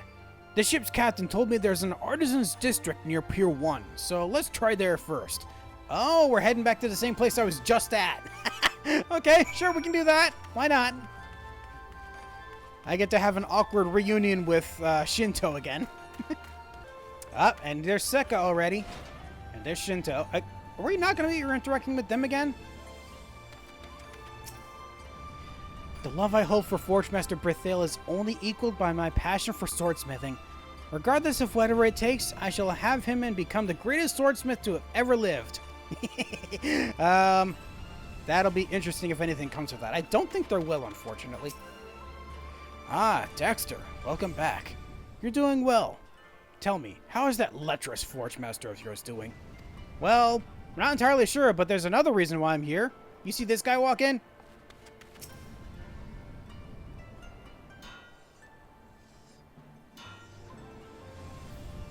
Judging by the heat and the noise, I'd say we've come to the right place. Right. Well, there's not to be gained by being shy. Begging your pardon, sir, but who might be the master of this forge? I've traveled here from Eorzea, and with a mind to learn your style of armor smithing. Well, in all my years, I've never had a foreigner seek an apprenticeship at my anvil. Pray, tell me more of your aspirations. Hang on, so you're the master of this place, then? So the fates have decreed. I am Fugetsu, Kokajia's humble proprietor and chief armorer. Okay, so it's not Shinto from before. Oh, pleased to meet you. The name's Blanstyr. I'm an armorer from Limsa Lominsa, the city where I learned me craft. See, I was taken by the striking design of the helms your countrymen was given out in Heavenstern, and reckon I'd like to study with that artisan that crafted them. I asked about, and the answer sent me here to Kugane. Ah, the Heavenstern helmets. If you seek the man who forged those pieces, then you need look no further. Was there some particular aspect of the design that drew your attention? Those were yours then. bugger me, that was easy. To answer your question, I've been feeling that my own work has fallen into a bit of a rut, and the distinct personality of them helms is exactly what I've been missing. The search for one's own style can certainly be a trial. Very well, I shall be glad to aid you in your finding yours. Heck yeah. You will? Thank you, sir. Oh, hi, I'm here too. Ordinarily, I teach but one student at a time, but it'll be a refreshing challenge to instruct two of you together. I look forward to the experience. I wasn't intending to be here along with him. Before we begin, however, I would gauge your skills as artisans. Would you craft for me a set of quality Eorzean armor? My apprentice, Unryu, will provide you with the necessary materials. Present your work to me when you're finished. I guess he thought he was here for the same reason as me. But you can't pass up this chance, Dexter. We could learn the secrets of Far Eastern armorsmithing side by side. Oh, hell yeah. I didn't think that's how this was gonna go, but that works. Now I speak to... Oh, hold on. Anything new from you guys? I completely forgot to do that for the other quests, the other blacksmithing quests. Is there some confusion regarding your task? I require from you a suit of Eorzean armor that I might evaluate your relative skill. Speak with Unryu, and he shall furnish you with the raw materials you need. I will, soon. Fugetsu's deciding you're here to learn, and I see no reason to correct him. This could be the chance of a lifetime, Dexter. I suggest you take it. I certainly am. So, Unryu, you have the stuff we need? Oh yeah, we talked to you before. You were the inventory guy. Master Fugetsu explained to me your work. Explained to me your task. Why did I think work? If you would tell me the type of armor you plan to forge, then I shall requisition the appropriate metals from our stores. It's looking to be of Eorzean make? Anything like that?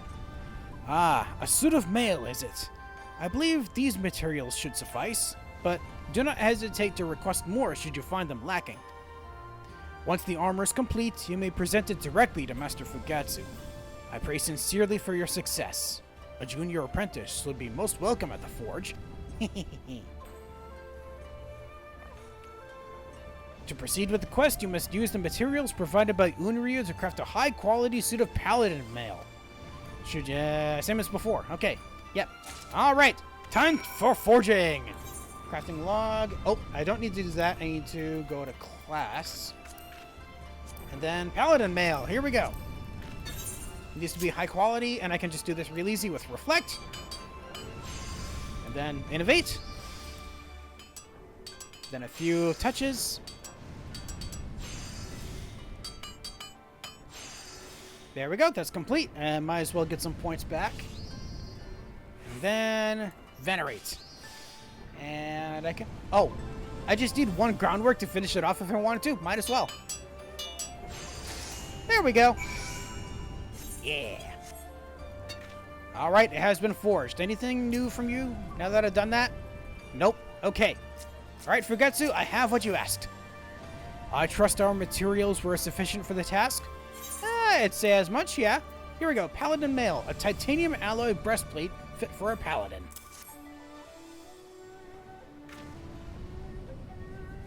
A fine piece. You've shown considerable skill in working this amount of detail into such a durable alloy. Sorry, pardon me. Whew, I had to sneeze there real bad. Though the techniques you employ are not the same as ours, your experience as an artisan is readily apparent. I'm curious to see how you'll fare with our traditional methods.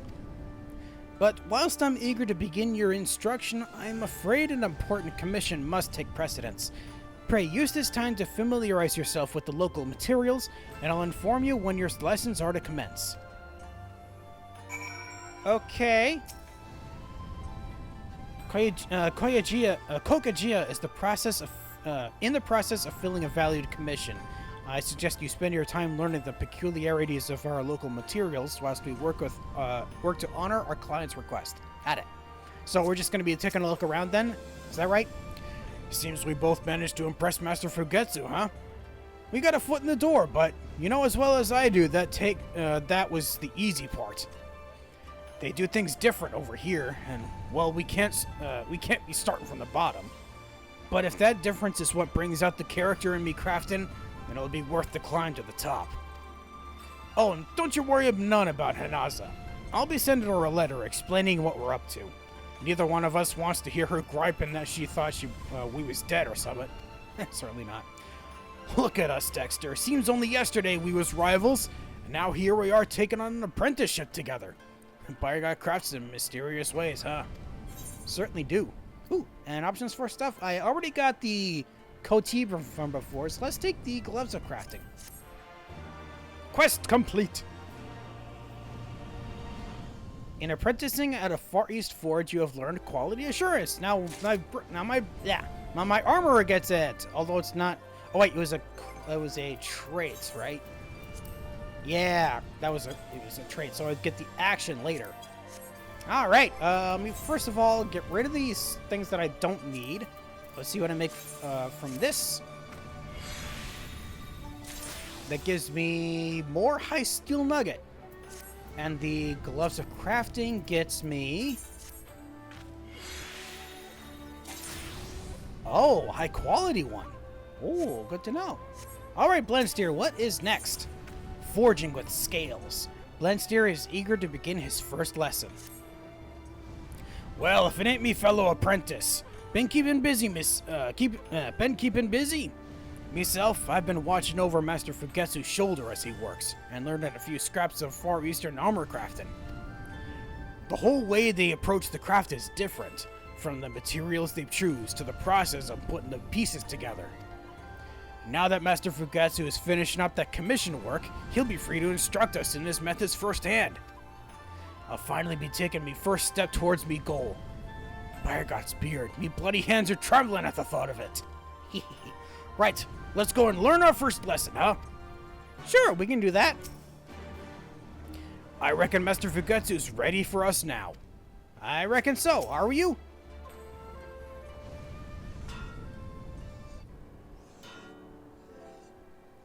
You've been most patient, my apprentices, but you need wait no longer. Our commission is safely filled, and I can now devote my full attention to instructing you on our traditional methods. Heck yeah. Let's begin by examining the differences between Eorzean and Hengan plate armors. The most obvious being that while your suits are crafted from large, carefully shaped sheets, ours are made up of many overlapping scales. The scales themselves are often made from hardened leather, but for your lesson, I think I shall have you forge them from metal. This will allow you to craft a durable, yet flexible piece of armor. In this land, we are especially conscious of protecting against arrows. This emphasis has led to the design of long, hanging sleeves and the like. I imagine the appearance is quite unusual for those unaccustomed to the style. But be that as it may, these scales form the foundation of the Hingan art of armor crafting. As an introduction to this basic technique, I've decided to have you craft a pair of armored gloves, otherwise known as kote. Speak with Unryu, and as before, he'll provide you with all the materials you require. Those kote of yours, do the folk that wear them ask for aught in particular? I want to make certain I focus on the right bits. Ah, then mayhap you might wish to speak with the warrior directly. I'm sure one of the blades of the Sekka barracks would be sufficiently intrigued by your query to offer an answer. The barracks, huh? Right. I'll go and have a bit of a chat, then straight to work. I'm eager to see how you incorporate the results of your investigation. I am too. Now here's the question. Am I going to go see him with the barracks first? Yes, I am. Ha ha ha, I was correct. If you wish to question a warrior on the subject of kote, then the Sekka barracks should be your next destination. Absolutely, I will go see what they would like us to make for them. Or at the very least, what kind of style we should go for. Okay, so I'm looking for someone off to the side. Aha! Where Blastyr's already talking to someone. I reckon this must be the barracks. Now, who to ask? Ah, this bloke here'll do. Yeah, this Sekka blade? Yes? Who are you, and what business have you with the Sekka Gisumi? We're Eorzean's apprentice to Master Fugetsu. We've been tasked with forging some kote, and I thought I'd ask a proper warrior about the kind of glove he prefers to wear. Ah, a worthy subject of discourse.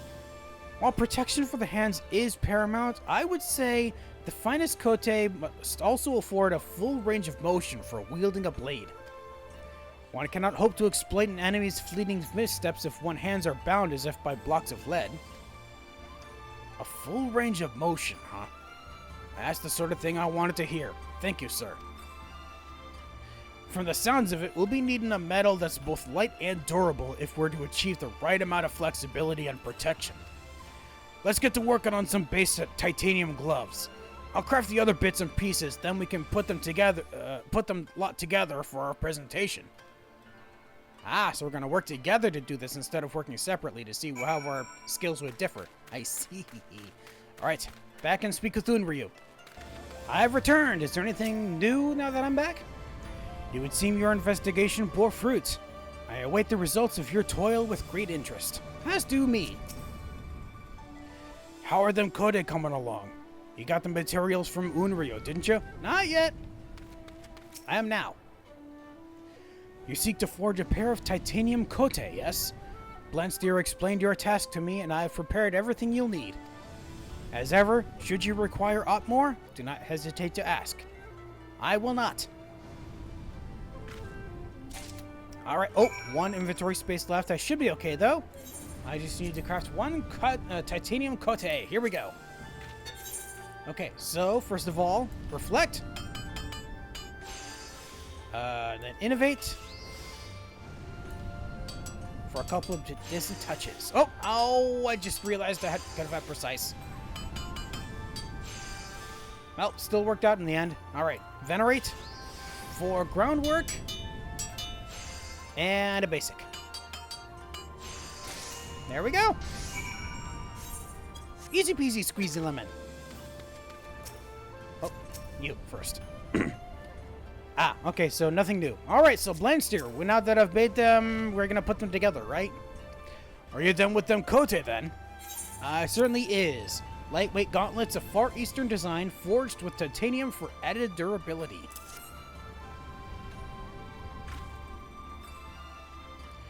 Very nice, Dexter. Just the sort of quality I'd expect from you. I'll attach all the other bits we need, then we can show our work to Master Fugetsu.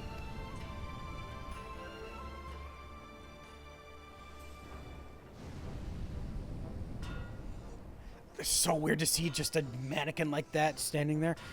Let me see what you forged then. Yes, not only are there scales of exceptional strength and quality, the precision of the joinings is beautiful to behold. I can find no criticism worthy of mention.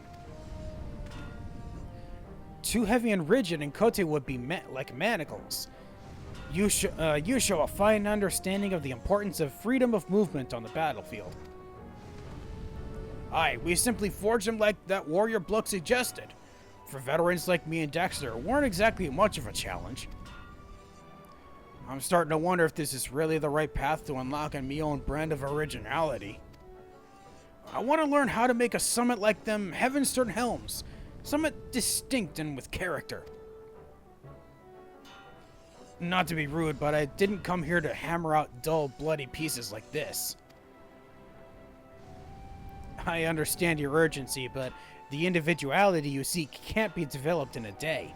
That you've learned to craft to your client's needs is a fine start, and we'll build upon that foundation. Today's lesson is over, and I shall instruct you on more practical concerns, so be sure you have a firm grasp on the art of crafting scales. I will certainly do so, and last time we got some pants, let's get some boots.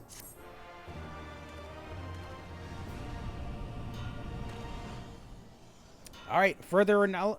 There we go. That was what teaches me manipulation. Got it. Oh, wait.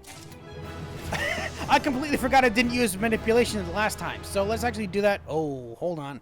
Let me clear out my inventory, then I'll be right back. Alright, I am back now that I've cleared a little bit of inventory space, and I also desynthesized the hammer and boots that I got, so now I have a little extra space. So, Fugetsu, are you ready? Head-to-head contest. Fugetsu has a new task for you. Ah, Dexter, is it not? How are you finding your apprenticeship here in Kokajiya? Pretty good. From the looks of things, you have developed a solid mastery of the fundamentals. Yes, I think mayhap it's time we honed your skills with a more practical test.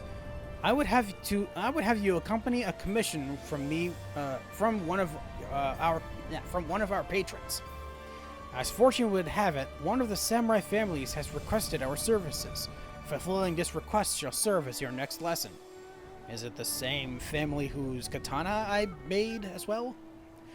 A welcome challenge! So, where can we find this client of yours? A meeting has been arranged to take place in Tenkanto. The client is a master gyosei.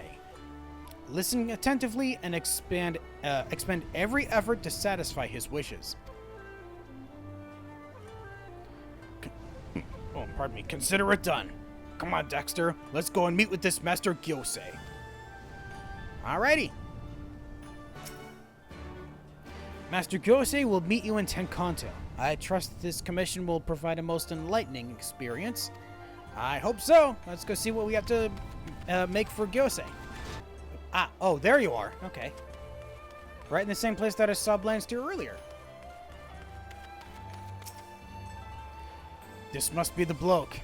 I've never worked for an honest-to-God samurai before. Oh, we're about to. You look interesting for a samurai. For some reason, I would have expected a different kind of outfit than this. I don't know why. Yes, I am Gyosei. What would you have of me, Ijin? Ah, forgive my brusque manner. I did not expect... Just how long have you two been studying with Master Fugetsu? Not that long, actually. But recently arrived from Eorzea, you say? Just newly apprenticed? How wonderful that your instruction in Hingan methods coincides with my most urgent request. No matter. I shall place my trust in your skill as Master Fugetsu has clearly done. As for my request, I need you to craft for me new headgear for the Gozen Gi. For the Gozen Gi? Yes, the Gozen Gi. It's a tournament of sorts, where samurai display their prowess with a blade before members of the nobility. An exceptional performance can earn one a most lucrative appointment. Ah, so you're looking to impress a future employer. Don't you worry, sir. We've put ourselves, you put yourself in capable hands. Glad I am to hear such confidence. I expect not less than perfection from an apprentice of Master Fugetsu. What say we have ourselves a little contest, Dexter? I reckon we both have I reckon we both have a go at making a piece for our client here and see whose work he likes best. And maybe if Master Fugetsu thinks me design is good enough, then I could skip all this basic rubbish and move on to learning how to make me style more distinct. Let's head back and pick up some supplies from Unryu. Master Gyosei, sir, we'll be getting to work on your commission now. If you don't mind, I'd like you to stop in Kokajiya once it's finished. Very good. I shall await word for my armor's completion then. I've noticed Blanstyr is kind of steamrolling his way into completing the tasks of him, or asked of him. Huh. I'm most anxious to behold what two Eorzean armorers might craft at a Hingan forge. Yeah, I'm not entirely sure if what Blastyr's doing is actually going to be good for him in the long run. I hope it works out, but I don't think it will. We'll just have to see. Hey, I'm back once more. You spoke with our client? Then I trust that you will forge this piece to his satisfaction. Well, let's see if we do. This tournament seems like a major event. Gyosei will want to stand out from the crowd.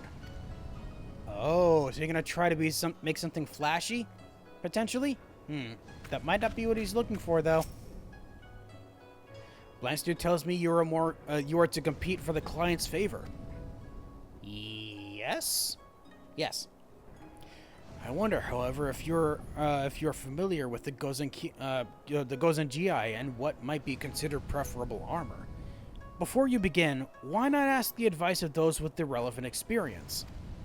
One such person might be the Sekka Blade who shared with you his ideas on the perfect kote. He'll have participated in the tournament in question and is thus in possession of an invaluable perspective. Another fine choice would be a stallkeeper in Rakaza district. Such a merchant will have trade in many types of armor and could provide you with a broader range of ideas. Let me know when you have decided on a piece and I shall plunder our stores for you. Master Fugetsu does not like it when I use the words such as plunder. Well, I guess we're going to find it. Oh, okay, so you speak to both. I see. So we're going to get input from two people for this one. They mentioned the Sekka Blade first, so he is the first one I will talk to. Ah, well, if it isn't my fellow kote enthusiasts, you were able to forge a fine pair of gauntlets, I trust. We were, but I'm here for another question. I see. This time you're to craft headgear for a Gozen GI participant. First and foremost, the tournament takes place before a magnificent gathering of the nobility. As such, it's best to avoid ostentatious designs or gaudy color combinations. Aha, something tells me that's what Blanstyr is going to go for. When I myself joined the tournament, I also found it advantageous to wear a face mask, which allowed a wide field of vision. That's all I can tell you for armor. Your client's success will otherwise rely upon his own skill. Face mask part. I don't know if Blanstyr would know about employing something like that. Alright, next is the stallkeeper. Ah, here you are. Closer, my friend. Come closer. See anything you like? Nothing from me specifically, but I have questions. Headgear for the Gozen GI? Well, each combatant has his preferences, but most will choose a face mask of some kind. There's the Hatsuburi, which protects the brow and cheeks, and the Somen, a fuller version which stretches further down and across the jaw. I've seen warriors who blind their head with naught but a hachimaki, and I've seen the same warriors carried out with cracked skulls. A strip of cloth affords poor protection, you'll find. Aha. So I'm getting information about this mask that I need to include in my design, and I don't know if Blanstyr is going to be aware of that. I've returned with more information. This tournament seems like a major event. Gyosei will want to stand out from the crowd. Oh, same as before. And for you as well? Yes. All right. Onryu, give me the goods. Have you decided on the piece you wish to forge? Something like that. A soulman, is it? Very well. One moment, and I'll see what we have.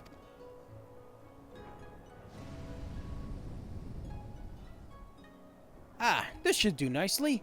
Here. Thank you. As always, I'll replace your materials should you happen to slip up with your hammer. I'm a generous quartermaster. Oh, and I believe you're to present your work to Master Fugetsu when it's ready. Yes, I is. Alright, let's get to forging. Wrong thing again. So, I need to make the tournament Somen. Here we go. So, easy enough. Should be a reflection. Ah, hold on. Not yet. I was going to say manipulate, but not yet. I'm like, didn't need to do that, did I? Oh, well. Alright, and then basic. Yeah, nice. It's strange how it says it refunds 5 points. It's basically just... Oh. It does actually would refund 5 points, because if there's something else that requires, like, 20 points, then I would technically have only spent 15. That makes a little more sense. Alright. Ooh, nice precise touch already. Ah, so close to finishing it out. Okay, just one more pass with these should be enough. There we go. And I think that's really all I need for that. Alright, so venerate for the rest of these. One groundwork. Yeah, that makes sense. I spent 20, but I got 5 back, so it was only 15 instead of thinking half. Alright, and then carefully. There we go. Alrighty. I have made the summon. Oh, nothing new? Oh, interesting. Alright. Blanstyr has explained to me that you plan to have the client choose between his and your work. Do you have your piece ready? I have a piece ready. It is a tournament summon. Lightweight headgear of a Far Eastern design. For use in Hingun tournaments known as Gozen GI.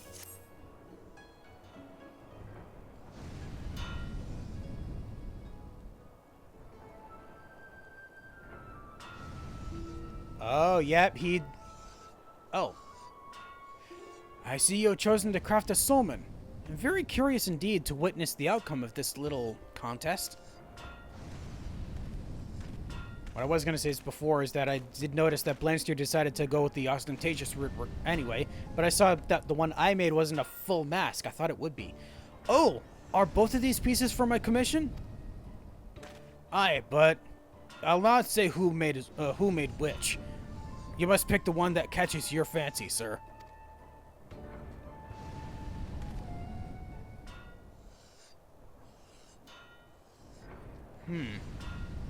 I've made my decision. Right. Let's hear it then. I shall take this summon. Now hang on a bloody moment. You're choosing the summon over me silver snake Kabuto? But surely you can't pass up the helm that protects your whole head. And look at that serpent head. It's a symbol of good fortune over here, ain't it? Not to mention how much of an original design will catch the eye of your prospective employers. The Gozen GI is a tournament, not a life or death battle. While certain precautions must be taken, it's not needed for, nor desirable to don the heaviest armors available. And when fighting before the nobility, it's considered tactless to draw attention with aught besides one's skill with the blade. A simple face mask is sufficient to put one's mind in the right frame for battle.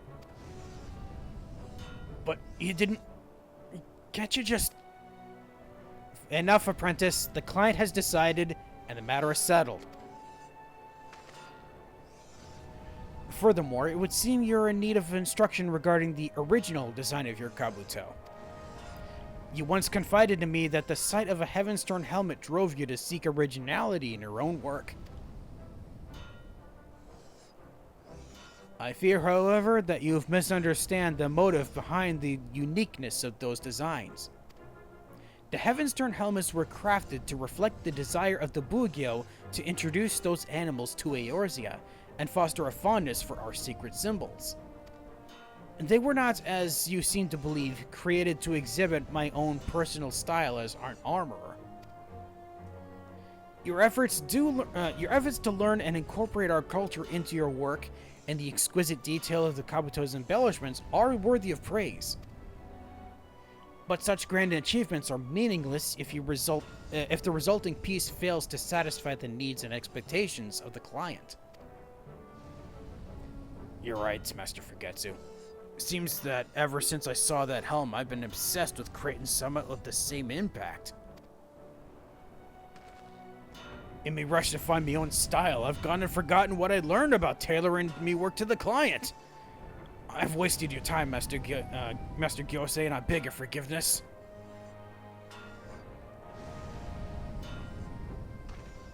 Thank you, Master Fugetsu, for bringing me to my senses. If you still have me as your apprentice, it seems I could do with a few more lessons. He's learning. Of course, Blanstyr. I would make a poor teacher indeed were I to to turn away a student so willing to make improvements.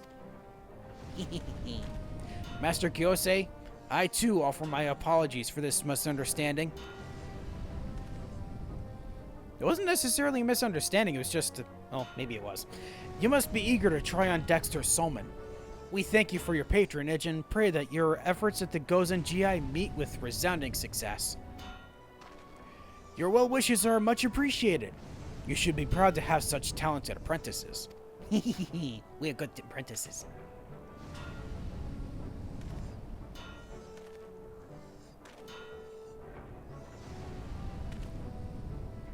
May fortune smile upon your forge.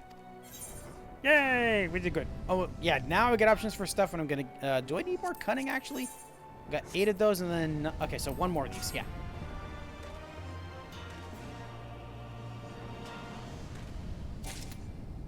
Three slots remaining, and the 3 slots are going to be used for all the craftsman's materia I'm going to get for this. Ordinarily, I teach but 1 student at a time, but it'll be a refreshing challenge to instruct the 2 of you together. I look forward to the experience. And to my knowledge, this will be the last? Yeah, this is the last one. A confluence of style. Blanstyr wishes to share his progress with you. And let's see what he's learned. Dexter, since me little failure, I've gone back to learning all I can from Master Fugetsu. It's been full sail ahead for days now, even though it's been only a few minutes. Yes, Blanstyr is an extraordinarily fast learner.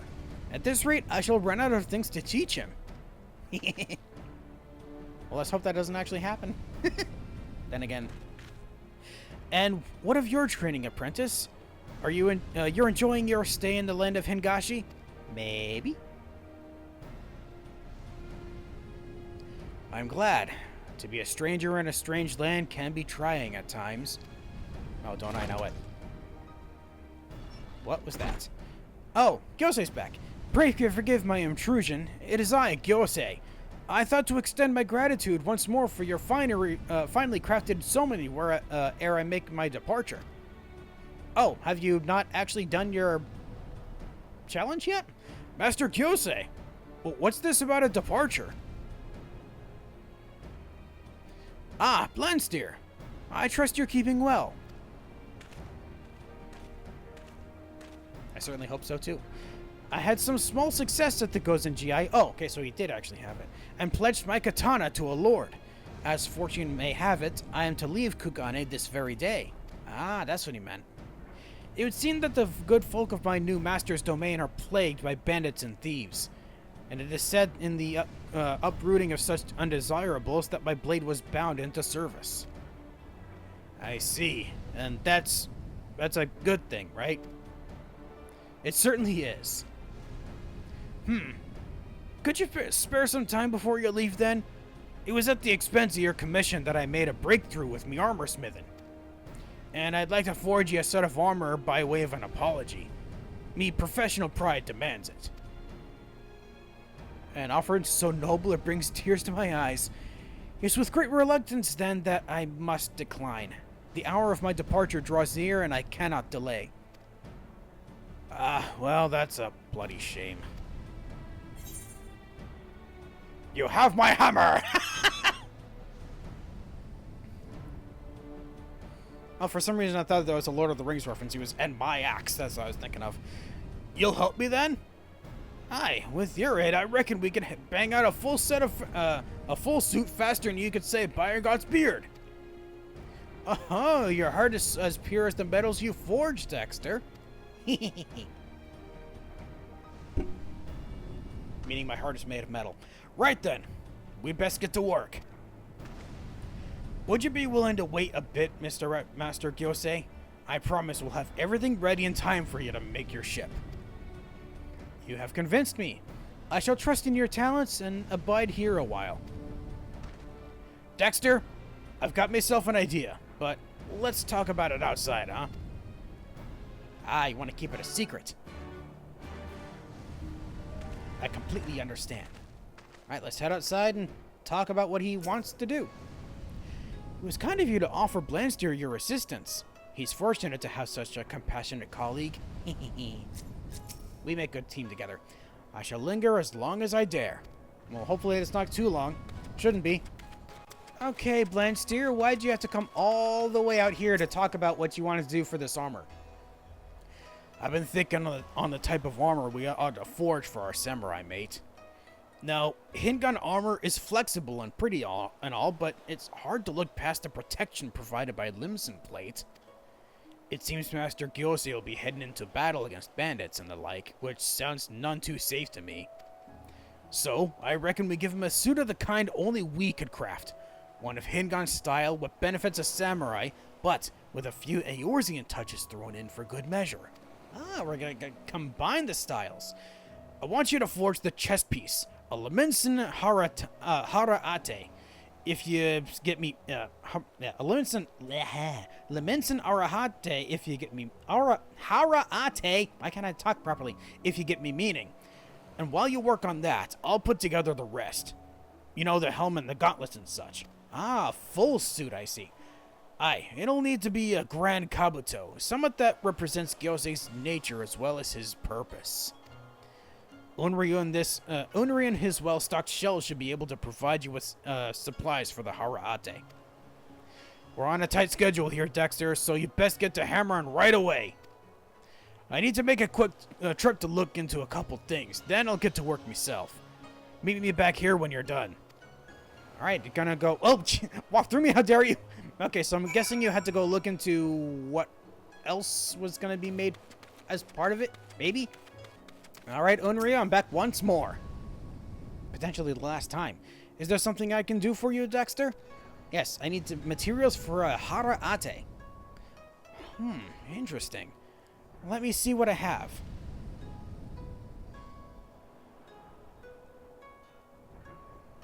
Here we go. This should be enough for the raw materials. Thank you, sir.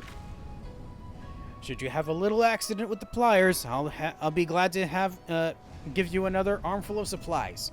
You're to meet with Blanstyr when the piece is finished, yes? That is true. Okay, so, need to make a Lminsan Haraate. Here we go. One more for the road. So, reflect first. There we go, and then innovate. Oh, I had access to precise touch already. Dang it. Basic, a standard, and an advanced, unless... Nope, precise didn't show up there. Darn. Oh, it did here, though. Okay, and then points back. I have plenty of points now, so I can venerate.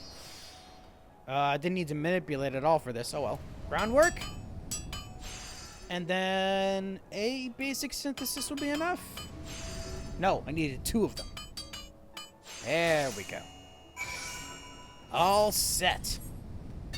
Alright, now I'll go report back to Blanstyr and see what he had to go and do on his own. Hey, buddy. So, what's up? I've done me research right and proper this time, Dexter. Is your work finished then? I did make something. A breastplate that combines handgun design with Lminsan craftsmanship, bringing East and West together at last. Aha! You've outdone yourself! Let me bundle it together with me other bits and pieces, and we can present the whole set to Master Gyosei. Alright! For some reason I thought we were gonna head right back in there for this. I guess not. Alright, I've had you waiting long enough. I shall linger as long as I dare, and that ends now. It's all ready for you to try it on, sir. I hope it meets with your approval.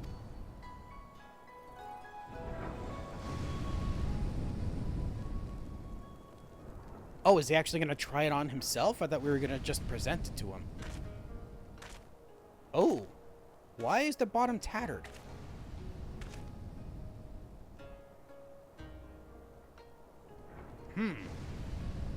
Interesting choice of combinations. I do not know what artisan sorcery you employed to craft this so swiftly, but I'm beyond pleased with the result. Oh, so you actually like it? Cool. And you even expended the effort to learn my family's crest. This kabuto is an astonishing creation of your forward-facing rabbit. Oh, that was why. I'm glad you like it. I asked around and they told me the rabbit's one of them sacred animals what brings prosperity and long life. Seemed the perfect choice. Seems he was even better because it's part of his family apparently. The rabbit is also called upon in battle to guard against mishap as well as grant a swift victory. A Kawatari Kabuto is more than a lucky charm, however. It serves to announce the presence of an individual warrior. When a renowned samurai takes to the field wearing his distinctive helm, His foes mark his arrival and despair. For the samurai's allies, such a kabuto signals the appearance of a staunch companion and can inspire the weary to rally against desperate odds. This helm you have crafted captures the very essence of the Kawari Kabuto's purpose.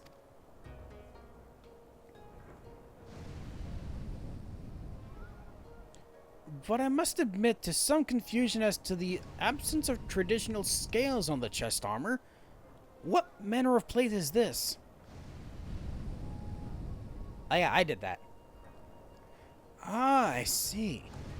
Though the design is Hingan, the metal itself has been forged with Lominsan techniques. A very modern confluence of styles. Ah, would that I would stay and heap with you with greater praise and gratitude, but I've already tarried over long. Pray forgive my ill manners. I shall repay this boon by defending good folk from the predations of villainous men. My katana shall sing as I spring across the battlefield with the swiftness of a rabbit. Farewell, good masters. Farewell, Master Gyosei. Enjoy! Also be safe out there, I guess. Well, that's that then. I learned what I came to learn, and I reckon it's time I pack up and head home. Already? Thank you, Master Fugetsu. You've been a fine teacher. Ah, could I mayhap ask a favor of you before you leave? I would be most grateful if you could teach me the technique used in shaping the plates of Master Gyosei's armor. I sense great potential for future innovations. It's alright, Dexter. I won't keep you here any longer. I know you're an adventurer as well as an armorer, and you're likely getting itchy feet by now. I'll stay behind and instruct Master Fugetsu myself. After all, what better way to repay him for all them Hingan tricks he taught me? Exactly. Oh, but do you think you could explain the situation to Naza for me? She'll take it better and coming from her favorite artist in any road. Nah, she'd probably want to hear it directly from you, if anything, given the way she was acting before.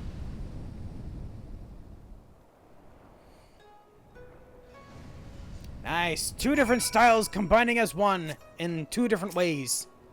With both the blacksmith and her armor. With the right designs, the possibilities for that plate techniques are that plate technique are endless.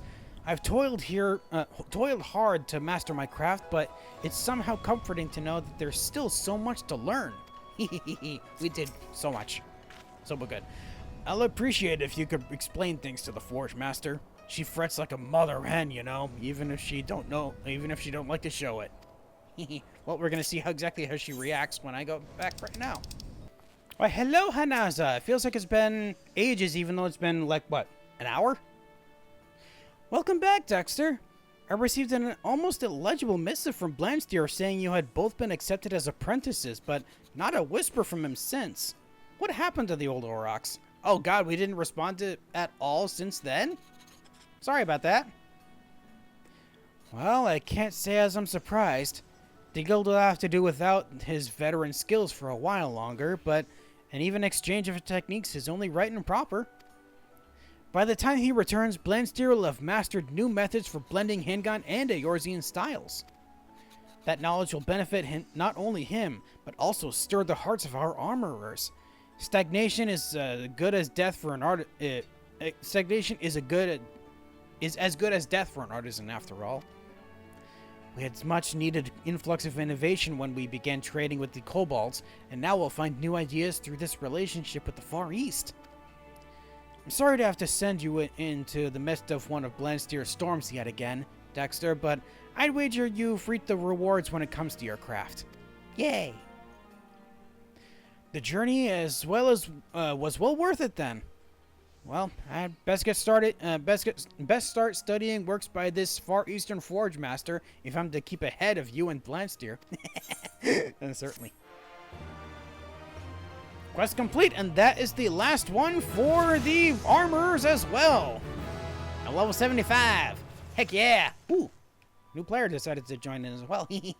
Alright, so I believe that was it for those. Oh, I also have this Dome and Steel pliers I don't need anymore. Let me desynthesize that, so I forgot to. And that will get me more of the Tamahagane ingots. Heck yeah! Alright, so, like before, I'm gonna get rid of these so I can make a little more room, and you know what? I've only been going for 2.5 hours. 2.5 hours exactly as of my, looking at my timer. I might have enough time for one more quest. Or one more side series of quests. I think I'll do that. Man, at this point, I'm pretty much just going to be completing everything in one city all in one video. So, I am back at the Culinarians Guild to finish off with the Culinarian quests. So that's going to be everything at Limsa Lominsa in all in one video. So, Lingsath, what do we have on today's menu? Flavors of the Far East. Hingsath has a visitor he would like you to meet. Ah, good timing, lad. There's someone here calling as wants to meet our most decorated chef. That's you daft sod. Your snickering modesty aside, your visitor says he's an adventurer. What's took up cooking on that side? Not unlike your good self. Owing to that, he sees you as something of an inspiration. What, me? Any road, be your dear and go and say hello, would you? You'll find him out in the dining area. A brawny sort of bloke named Raulf. Someone named Raulf. Someone out here, huh?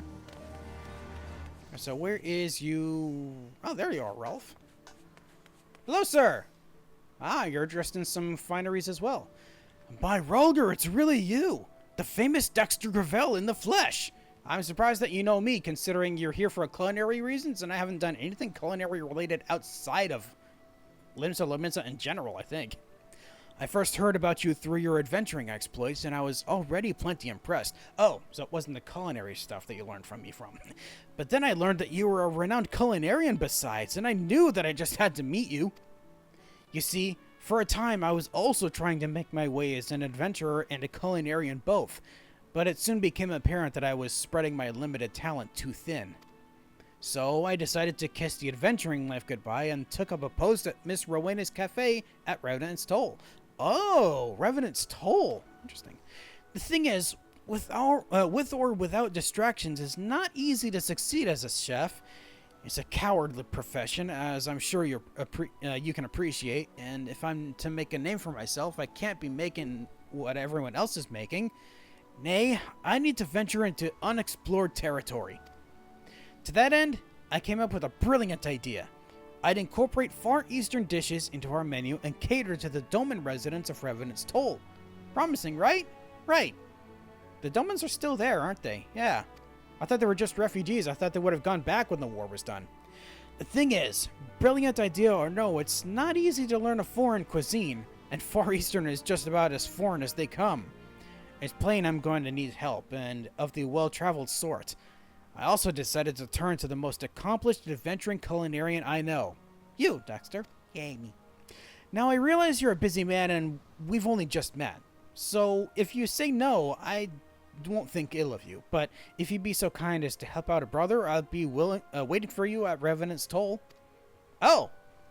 Ah, so we go to Revenant's Toll for the next one. Or for the quests. Interesting. Let's head on over. Where would that be actually on this list? Is that at the end? Aha, it is. More donut. Alrighty, so where the heck? Oh, up north. Got it. Oh yeah, this is where up north is where Rowena's place is located anyway. Ah, here. Oh yeah, I've been here before. I remember. Hey, Raulf. You came. I didn't have my hopes up, but you really came. To have the help of an accomplished culinarian like you is a dream come true. Thank the 12, and thank you. Without further ado, let's get right to the cooking, is what I'd like to say, but I still need to decide on a Far Eastern dish to test out. If you could wait a while, I'll look into what the Domans have hankering for. I have connections, so it shouldn't be difficult, but until we have the name of a dish, please feel free to go about your business. Again, allow me to thank you for your help, Dexter. It's a great honor to be able to work with the only person in history to score a perfect 10 in the Delamont d'Or. Oh, wow, I forgot about that one. Though I may not be in the same class as you, not even close, I promise to do the best I can and pull my weight. I look forward to seeing it. Quest complete. The next Culinarian quest will be available from Raulf upon reaching level 63, which I am. Which I can do right now. Rice to the occasion. We're going to be making a rice dish. Raulf has the look of a man who, for whom things didn't go as planned. Oh no, something bad happened? Dexter, good to see you again. Since last we spoke, I've managed to learn a little bit about the local domain's culinary preferences. Pretty much all of them are sick to death of bread in their lunches, and they miss nothing more than rice, the staple of their homeland. In particular, they want to eat the steamed stuff made into convenient balls. The domain name is onigiri, which I'm told roughly translates to jelly-filled donut. Well, if it's just a matter of squeezing honorably, I thought I didn't need to trouble you. As a matter of fact, I've already tried my hand at it using rice supplied by an adventurer friend. Was quite pleased with the results too. But then I gave it to the Domans, and let's just say their opinion of it wasn't as high as my own. I don't know what I did wrong. I made the rice balls exactly as described, but there must be more to it than meets the eye. Well, one thing's certain, though. If I can't squeeze a decent ball of rice, I don't have a future in Far Eastern cuisine. Here's what I need your help with, Dexter. Polite a people as they are, the Domans won't give it to me straight what is wrong with my rice balls. Do you think you could go and ask them in my stead? I might be able to. Alright, we're gonna gather information from 3 Domans. Let's see what they have to say. Oh, I completely forgot to mention this too. Took me about, until last week, I think, maybe 2 weeks ago, to realize all of the Yokai Watch event stuff, achievements, gave me stuff like this. Didn't realize they were here until, like I said, about a week or 2 ago. So now I have them. Okay, so, Domans below me somewhere, correct? Where are... here's the first one. Hello, Dapper Doman. The strapping gentleman's rice balls? While he was kind to make them for us, he needs to show the same kindness to the rice. He squeezed his balls with such force the texture was fairly crushed out of each grain. I did not appreciate the way you specified that, but I can work with that kind of information at least. So, who to talk to next? Someone else down here? Oh, aha! A delicate Doman. Ah, yes, Master Raulf's rice balls. 'Twas not a terrible first effort, but if I may offer some advice, he would do well to use less water in the cooking and in the shaping. Imagine that he was grasping not only grains of rice, but air as well. So need the technique about using the actual squeezing effect. So, I didn't think it would be up there. Pardon me, drowsy Doman. You wish to know what was wrong with the rice balls? Well, there I was expecting the taste of home, but it turned out to be utterly foreign. Whatever seasoning was used, it completely masked the natural taste of rice. Not to sound ungrateful, of course. So, a combination of interesting issues. Hey, I'm back, and I think I have insight on what your problems were. I'll be damned. I assumed you squeezed in order to keep the grains together, but it's plainly not that simple. Nor is it enough to simply cook the rice, you just need the right amount of water. As for the taste, I thought that salt alone was dull, so I came up with the brilliant idea of adding a hint of, wait for it, Far Eastern seasoning. To have it called foreign is salt in the wound, pardon the pun. Well, it seems I got just about everything wrong. But I dare say you'll fare better, Dexter. While the comments are still fresh in your mind, do you think you could try making some rice balls? I have all the ingredients you need here, and Poppin here has more of the same. That's why Poppin was back there. I noticed him there before, didn't realize it was part of this. Thank you. Well met, good sir.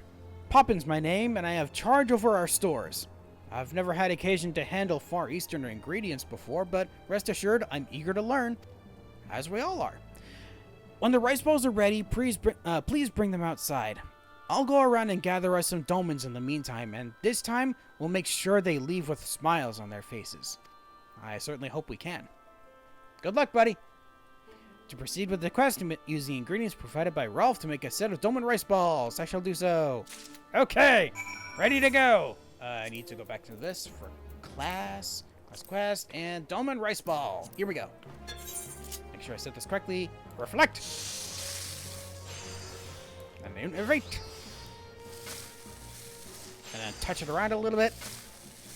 Delicately, not squeezing it like Raulf did. There we go, got that done. Some points back. Don't need to worry about Bagard's blessing, so I will just venerate for the last bit. Oh, groundwork isn't in the same position as the other ones. I need to fix that. First, finish with this. There we go. Dolmen rice balls done. Now, before I forget, I'm going to actually change this around so this is there. Oh, there we go. Now it's done. Okay. Now, deliver the dolmen rice balls to Raulf, who is outside. Where exactly outside is he? Okay, so he's not actually... Okay, he's just in the courtyard. So he should be... Oh, there he is. Ah, the same dolmens as before. If you're so determined to feed us, who are we to argue? Not entirely sure. This time I hope to actually taste that sweet, sweet rice. That does sound pretty good right now, honestly. Though I have more to add to my earlier advice, for now I shall look forward to the next batch of rice balls with bated breath. Yes, now that we've made them a little more proper this time. I've gathered the dolmens, and they're ready to, and they're eager to sample your handiwork. Let's see how we did with these rice balls. Simple triangular balls of steamed sticky rice, sprinkled with naught but a pinch of salt, sea salt, so that one might appreciate the subtle flavors of the original ingredients. Thank you.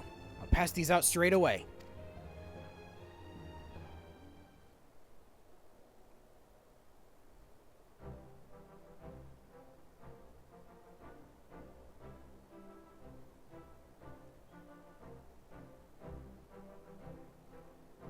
It looks like they're enjoying it. Or at the very least, tolerating it. Now that was a rice ball. There's nothing like rice to give you strength for a hard day's work. As long as you're not carrying bales of it like a certain wolf friend had to. That was wonderful. Every bite called to my mind's eye images of my faraway home. Both the steaming and the shaping were done to perfection. Well done. Hey, not bad for a first try.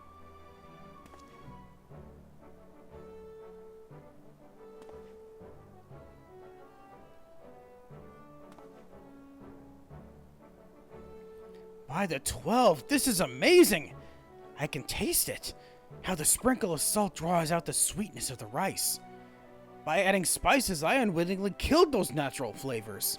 Okay, I was actually thinking, what kind of spices did you actually use if they were just Far Eastern in general? And this fluffy texture. This is what it means to grasp not only rice, but air as well. Gently joined as they are, the grains retain their fresh steamed plumpness and break apart at first bite. Such a simple thing, yet it's so good. You truly harness the best qualities of rice. Such is the spirit of Far Eastern cuisine, to respect each ingredient and allow it to shine. Says who? A dolmen. Forgive my interruption. My name is Anzu, and I wish to thank you for assisting Raulf. Anzu, you shouldn't be here if we're seen together. What was it? What was I to do? There we go. Yeah. I was worried. However, I see now that I didn't need to be. You're clearly in good hands. That was it? Thought there would be more to that. And returning to the matter at hand, the rice balls were a rousing success. Let's continue this back at the kitchen, shall we? Yes. So, we did a good job, right? Using your samples as a guide, I'm going to begin servicing the rice balls at the restaurant. This marks our first foray into Far Eastern cuisine, and I couldn't have done it without you, Dexter. Thank you. And before you go off, I probably should tell you who that girl was. Anzu's my fiance. Ah, that would explain the way they were interacting with each other. I thought it would be like that. I didn't think there was actually a fiance though. I thought it was just a regular romance, boyfriend girlfriend kind of thing. During my adventuring days, I'd often come here to trade tomestones. Here I first met her and kept meeting her until one day I popped the question. But there's something of a complication. But that's enough about me. Now, while the rice ball is a fine start, a start is all it is. I intend to put more and more Far Eastern dishes, and I hope I can continue to rely on your help in the days to come. Yeah, we can learn about dishes together. This time I got gloves, so... Well, last time I got gloves, so this time I'll take the regular bottoms. Yeah. In tasting new experiences as a culinarian, you have learned quality assurance. Yay! And I'm level 63! But next is whatever we're gonna add to the menu next. A broth from the brine. Raulf has caught the waft of a tasty rumor. Ooh. Dexter, how are you? Since we began servicing rice balls, I'm pleased to say they've been fairly flying out of the kitchen. The Domans can't get enough of them, and that's all thanks to you. Of course, it was never my intention to rest on these laurels. I've been exploring new Far Eastern dishes, in the course of which I caught wind of a common complaint among elderly Domans. It seems the rich and greasy foods found in Eorzea tend to wreak havoc on their stomachs. Ah, so we're looking for something that can settle their stomachs more? For such complaints, I'm told a dish called udon is just what the healers ordered. It's a bowl of noodles in a light and warming broth that's easy going down, and I'd like to try serving it up for the old ones. The key to the dish is the broth, called dashi, which, as far as I can decipher, means exit juice. I'm sure it sounds more appetizing in the Doman tongue. It certainly does. The peculiarities of language aside, dashi is made by a boiling dried fish, and it's supposed to be the base for many Far Eastern dishes. Now, last time I learned all about the importance of respecting ingredients and letting them shine.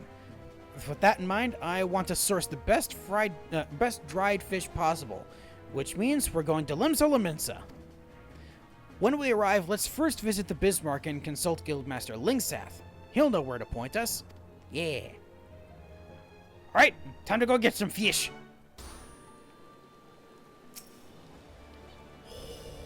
Whoa, that was so weird. What the hell happened there? I guess it was taking a while to actually load everything. That was certainly weird. Guildmaster, we meet again, and Raulf is here already. Right, let's consult Guildmaster Lingsath on where best to procure the dried fish. I'm assuming it's gonna be one of the places down here, right? Like the High Line? Oh, wait. Oh, I was targeting Diving Dove down there. I didn't mean to target you. Sorry about that. Dried fish to make broth for a Far Eastern dish, you say? Then your best bet be using the authentic stuff. Just so happens a Kraken ship recently seized itself an Imperial merchantman, way out east. One that was carrying all sorts of exotic goods. Might be as the kind of dried fish you're after is among them. If that's the case, reckon Carvelane will be willing to cut you a deal. Why don't you go and have a chat with the bloke? With Carvelane? Okay. Right then, let's go to the 7th Sage. Show the way, Raulf. As I hear it, business is booming at Raulf's Cafe since he started serving up Far Eastern eats, and I have a hunch I know who's to thank for that. We'll have to pull our socks up over here too, else we're liable to get upstaged. I certainly wouldn't want that. This place is known for its culinary efforts. Alright, finally made it. Hi, everyone. I hope Carvelane's got what we need. Well, we might need to dig it out of him somehow, but we'll get there eventually. The ship we seized? Aye, as a matter of fact, it was carrying some unusual cargo, among which I seem to recall some manner of dried fish.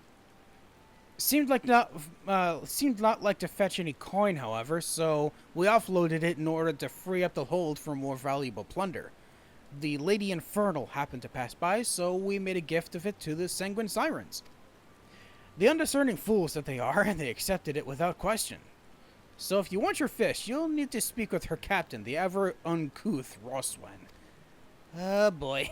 Well, looks like it's off to the missing member for us. Oh, this is going to be interesting. Never did Roswen and her crew suspect that they were being used like a refuse heap. Such fatuity beggars belief. Alright, let's go see if they actually still have it. Hopefully they didn't throw it away. Hello, it's been a while since I've been here.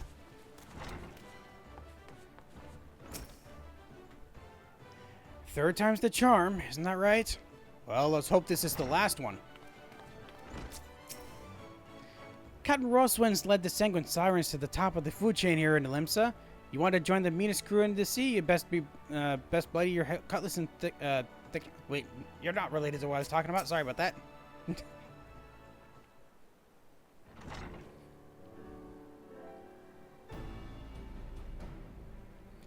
Aye, you heard right. Carvelane gave us foodstuffs from a ship seized. Far Eastern delicacy worth its weight in gold, he said. But what do I find when I pry open the crates? But fish was dried up harder than a plank. I should have known better than to trust that lion horse son. That's it. The fish we're after. The Domans call it katsuobushi, and you boil shaved strips of it to get broth. Will you sell it to us, Captain? Sell it to you? Can't well tell what you don't have now. Can't well sell what I don't have now, can I? Worthless as it looked, had me girls throw it overboard. But now I find myself regretting it. Should have held on to the fish so I could have shoved him up Carvelane's arse. See how he enjoys his Far Eastern delicacy. Well, that's unfortunate. Looks like there's nothing for it but to go to the Far East. But what am I going to do about the cafe? I can't leave it unattended. Someone going to come in with exactly what we need? Oh, Melcoco. Excuse me, Dexter. As usual, I couldn't help but overhear the captain's impassioned rants. And I'm happy to say I have the dried fish in our storehouse. Oh, you have it? Massey B, he hardly ever comes to visit, you see, so I adopted a little kitty to remind me of him. And it just so happens he loves dried fish more than anything else. I've since discovered that a cat is far better company than some self-centered piece of turd who ain't ever around. What were we talking about now? Right, dried fish. Any friend of Dexter's is a friend of mine, and you're welcome to as much of it as you need. Please, help yourself. Really? I'm in your debt. Dexter, I'll go and grab the fish. See you back at the Revenant's Hole. Such dedication to his craft. Why, it's as if there's more that's driving him than the cooking alone. As if there's love? Just a woman's intuition. Well, actually, you're not that far off.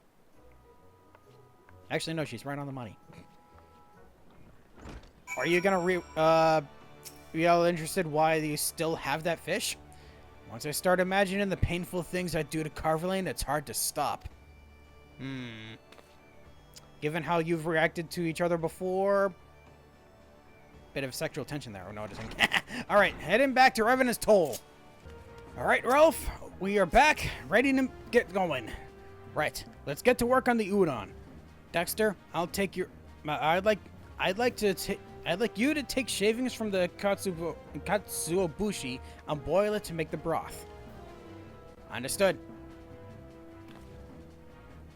Meanwhile, I'll see to the noodles.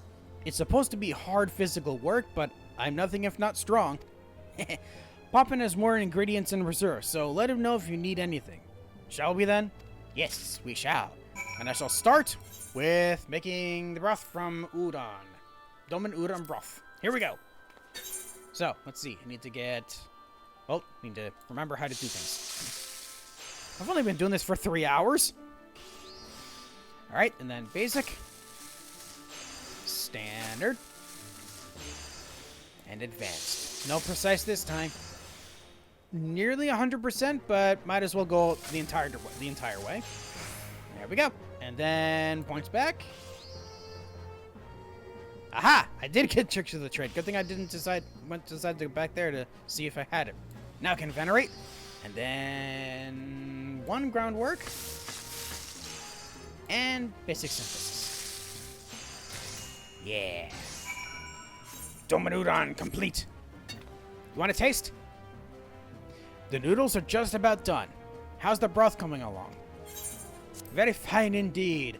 Golden savory stock taken by boiling flakes of a dried bonito, used in many varieties of Far Eastern cuisine, including the noodle dish udon. Wonderful! All that's left is to combine the two and the udon will be ready. I'll have the elderly Domans come over to sample it right away. Please tell me they like it, please.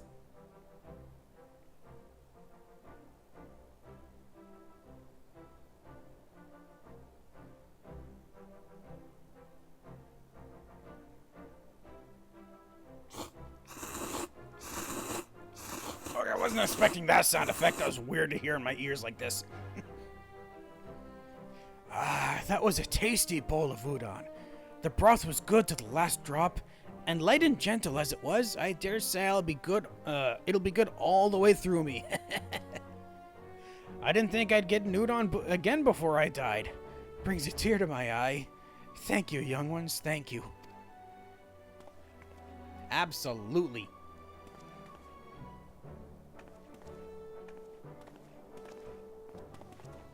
Heck yeah, there's 2 more in the book. I reckon we can call that a great success. Now I can offer udon to the menu with confidence.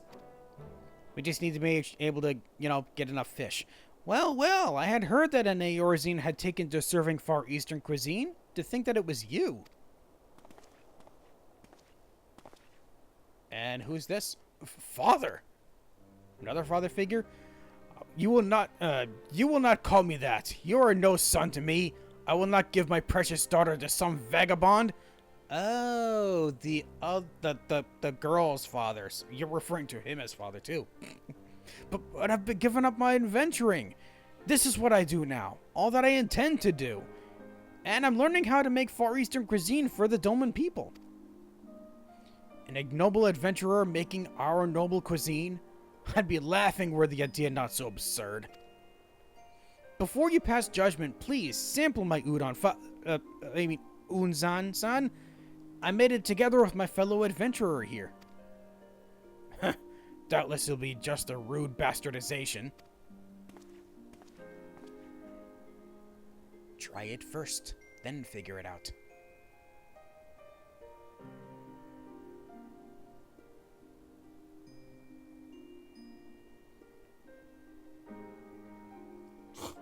And they're the same sound effects again. I knew that was coming.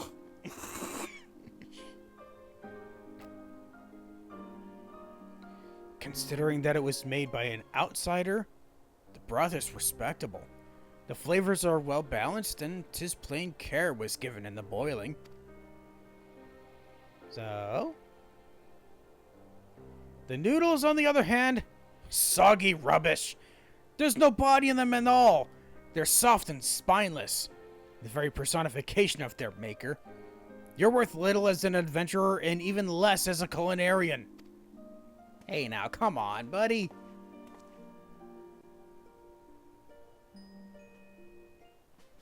Well, everyone else seemed to like it. I don't know why he wouldn't. I'm sorry you had to see that, Dexter, but at least you now know what the complication is. Anzu's father, Unzan, he's traditional as they come, and refuses to accept a vagrant adventurer like me for a son-in-law.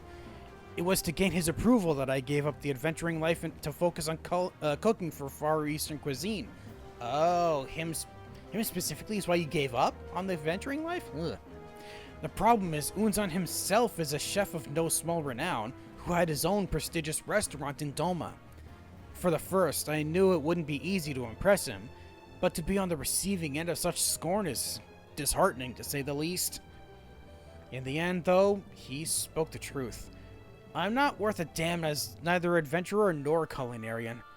Far cry from you, Dexter. Hey, don't put yourself down. You've made some delicious food for everyone else so far. Even so, I won't let it end like this. I won't give up. There we go. That's what we needed. No matter what it takes, I'll succeed as a culinarian and make Unzan approve of me. I'm sorry to keep this all from you, but though my motives aren't as I first said, it doesn't change what we need to do, and I hope I can keep depending on your help. I very much will continue to do so, and I will take from this one the chaplets. Tasting new experiences as a culinarian, you've learned manipulation. I did not get a level from that, but that's fine. Also, I should be taking care of this equipment that I don't need. Let's see what I get from the steel knife first. That gives me a slate whetstone. Have I had those before? I don't think so. What are they used to make? Ah, okay, so I've not had slate whetstone before, because it's all level 61 or higher equipment it's made for. Okay. Alright, so the ruby cotton bottoms will get me what exactly? Ah! Now that's what gives me the ruby cotton cloth, or that I finally got one. Nice. And then the frying pan. Ah, gives me more high steel nugget. And then the Durium chaplets. Sorry, Durium chaplets. Star rubies. Ah, fun. Useful for later, I assume. Would. Of course they would be. Alright, so what is next on the menu? Teach a man to make fish. Well, here's the thing. You don't make fish. You catch fish. Or prepare fish for eating. Raulf has the sheepish look of a man who is about to ask for a huge favor. Dexter, I'm glad to see you again. After Unzan tore my noodles to shreds, I went back and practiced until I could produce the body he said we were lacking. As for the broth, I made it again and again until I could create something to your standard and reliably. With these two things perfected, and my definition at any rate, I'm now offering udon on our menu. Yay! It was a lot of hard work, but it was well worth the effort. For the dish is proving popular not only among domans but adventurers as well. But there's no time to be patting ourselves on the back. We've got more Far Eastern dishes to explore, and my sights are set on something called sushi. Little mounds of rice topped with raw fish. Simple as that sounds, ask any doman and they'll tell you it's an indulgence of the highest order. I should know, they are freaking delicious. Not certain where to begin, I consulted Anzu, who told me that this dish is nigh impossible to make without training under an honest-to-God's master. This means a trip to Hingashi, where it originates. But as you know, I have a responsibility to the art restaurant. Rowena would have never permitted me to leave long enough to make the journey. It pains me to ask such a big favor of you, but will you go to Hingashi in my stead and learn the basics of sushi making? I would love to. Journey? Yes. Interesting we can straight up say no. I'm in your debt. I don't know what I would do without you, my friend. Now, according to Anzu, one of the realm's foremost sushi chefs works in the port city of Kugane at an inn called the Bukairo. You do well to seek out his inn. Oh, so the proprietor there is also a sushi chef? While you're abroad, I'll round up all the ingredients in preparation for your return. And with that, I bid you a safe journey. Thank you, sir. All right, time to warp back over to Kugane once again. Where am I going? Right here. Nope, here. Okay, so since we talked to Karaku, who I'm assuming, who would be in the Bukairo Inn. Now, is it one of the people that's already in here? It is! Oh, so it's the not the receptionist I was thinking of, but you. Come one, come all. Burns, cuts, embarrassing rashes, there's not that the mystical waters of the Bukaisen hot springs cannot heal. I'm not here for hot springs, I'm here for fish. Oh, you're not seeking healing, but a meeting with our sushi chef. Well, 'tis true that we're known no less for our waters than we are for our cuisine.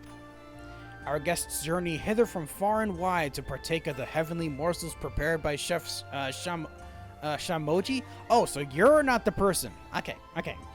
His dedication to his craft is such that he insists upon gathering the ingredients himself. As a matter of fact, that's what he's doing right this moment. These outings usually keep him away for a good while, and I can't rightly say when he might return. If you're in some hurry, you might consider searching for him out in the Ruby Sea. He favors the waters near the Isle of Becco for his fishing, and unique as his appearance is, you ought to find him without trouble. Assuming you're a strong swimmer, that is.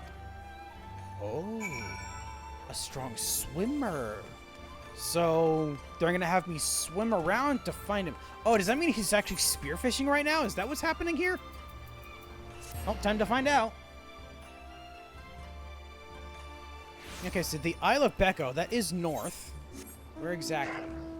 Ah, yep, he's off the shore of... Oh, near Tamamizu. Okay, just warp right over there. Alright, so you are... Oh, there you are. Oh, your chef is a Kojin. Ah, you can just... I can't even say that properly. Yeah, you just cost me a plump Marguro. Whoever you are, this had better be good. I am Shamoji. Shelled or unshelled, there is nary a finer sushi chef in all the land. Now, what business have you that you simply must disturb me at my fishing?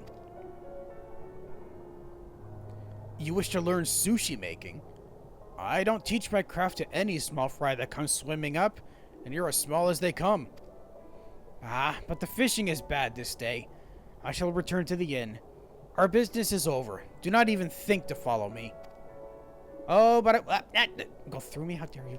Okay, time to go back and follow him like he said we shouldn't. Oh, there you are, standing right in front of the door. I thought you would be like slightly further in for some reason.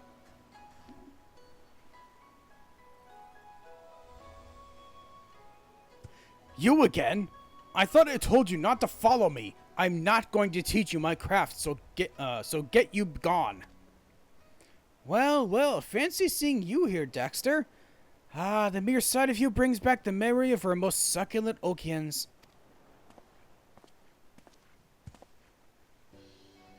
Ah, Delamont. I came to sample the Bakairo's famous sushi, but the chef was regrettably absent. Just as I was about to leave, however, who should I spy but you? And if I heard correctly, you're here to study sushi making. Pleased I am to see that your hunger for learning remains voracious as ever. Master Delamont, forgive my absence. Give me but a moment and I shall prepare the finest selection of sushi in the house. Never mind that, my friend. Instead, I should be much obliged were you to initiate my dear Dexter here into the ways of your craft. Should his qualifications be a concern, however, know that he scored a perfect 10 in my contest. Perfect 10? In the Delamont door? But that surpasses even... Very well. If you're good enough for Master Delamont, then you're good enough for me. Well, then it's settled. Happy learning, Dexter. When next we meet, I look forward to sampling the far eastern fruits of your learning. And I shall not disappoint, I hope.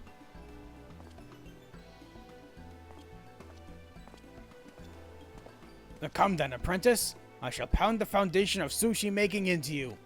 I'll just make sure it doesn't hurt, okay?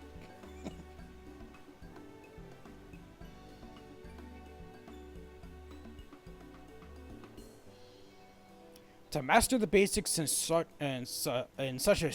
short a time, small wonder Master Delamont approves of you. More's the pity you are leaving so soon. A mere 10 years under me and you could call yourself a master. But for now, I shall content myself in the knowledge that you will spread the joy of sushi to Eorzea. Farewell, apprentice.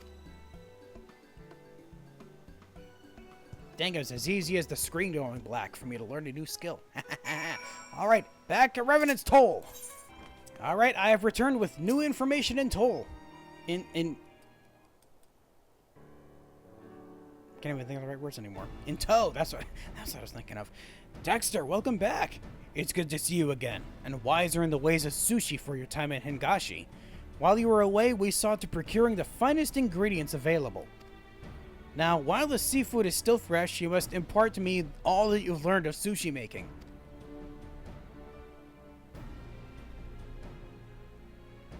Again, just as easy as a screen going black to trade off a new skill. I see. You can't just slap raw fish on top of rice and call it sushi. Nay, you need to draw out the natural flavors of the ingredients and bring them together in a harmonious whole. Truly, Far Eastern cuisine is deceptive in its simplicity. Thanks for the detailed explanation, my friend. I'll try my best to make sushi at once and have the local doman sample it. And this time, I'll call for Anzu and her father as well. Do we want to do that right now since you only just learned how to do it? Unzan was an accomplished chef, and if my handiwork meets with his approval, then there's no doubting I'm on the right track. But to prepare so many portions on my first try is admittedly difficult. I'm sorry, Dexter, but will you help me out? A single serving would be enough. We'll have all the necessary ingredients right here. I guess we really are doing it with just the first go. As always, if you need more of something, Poppin can furnish you with it. And with that, let's both of us get to work. Okay, let's see how good we can make it. Here we go. Nope, this. Here we go. So, need to make the nigiri sushi. Whoa, fun. All right, here we go. Reflect. And then manipulate. Then innovate. Should I have done it the other way around? Nah, this is good. Because then I have enough... more points. And I ran out of innovation, but that's fine. It didn't need it for Balgar's Blessing. Here we go. And then Venerate. Get 5 points back from this immediately. And then a Careful to finish out. Yeah. Nice. All right, Raulf, what do you make of this sushi?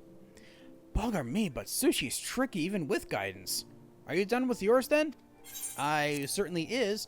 One of many types of sushi, nigiri sushi is called such because chefs use their hands to grip nigiri and form small balls of vineyard rice into which are placed various items such as vegetables or fish. Great. It took all my concentration and no less patience, but I've somehow managed to finish mine as well. If you could go on ahead to the terrace area, I'll go and inform our taste testers that sushi is served. Alright, here we go. Let's see if we did good, or good enough. Oh, this whole time it was right outside the terrace. I didn't realize it was here. I thought it was somewhere else. Lady Rowena will not suffer riffraff. I guess not. Anzu and her father should be along any moment now. Gods, but this is nerve-wracking.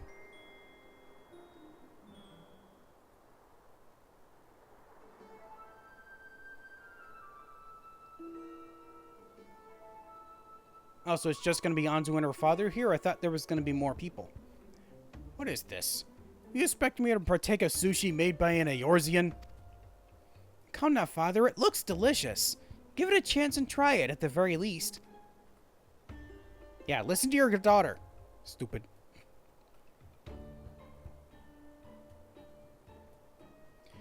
Dexter's sushi is superb.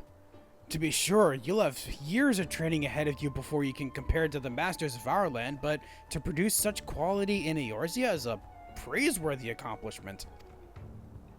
Okay, so that's a compliment for me, but what about for you? Raulf's, on the other hand, shoddy rubbish.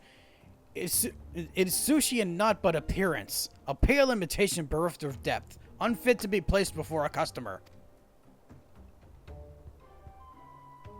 I'm starting to think he has it out for this guy just because he's trying to get with his daughter. But that's only natural. Short of having a kami-given gift, one cannot hope to make something so exacting as sushi to any satisfactory degree without not but basic training. You may not have the talent of Dexter, but that is not a failing. Though your sushi is more akin to a humble rice ball, I can taste the effort that went into its making. For all its flaws, I do not mislike it. Yeah, there we go. You approve of my sushi? Then me and Anzu... Never. You plainly must misunderstand why I do not approve of you. It is not to do with you being a lowly adventurer nor a mediocre culinarian. Nay, it's because you are not one of us. Oh, so he's racist. Ours is the blood of Yanxia, a proud line and pure. Only a man of equally pure lineage is fit for only my only daughter. You are unfit, but it is through no fault of your own. Consider Far Eastern cuisine. It owes its greatness to its purity, to the fact that it developed free of outside influence. So too do I wish to be for my line. Surely you understand. Father, I can't believe what I'm hearing. If you'll not approve of us, then I'll have no part of your line. I understand. I'll go back to being an adventurer. Seriously, dude? Raulf, no.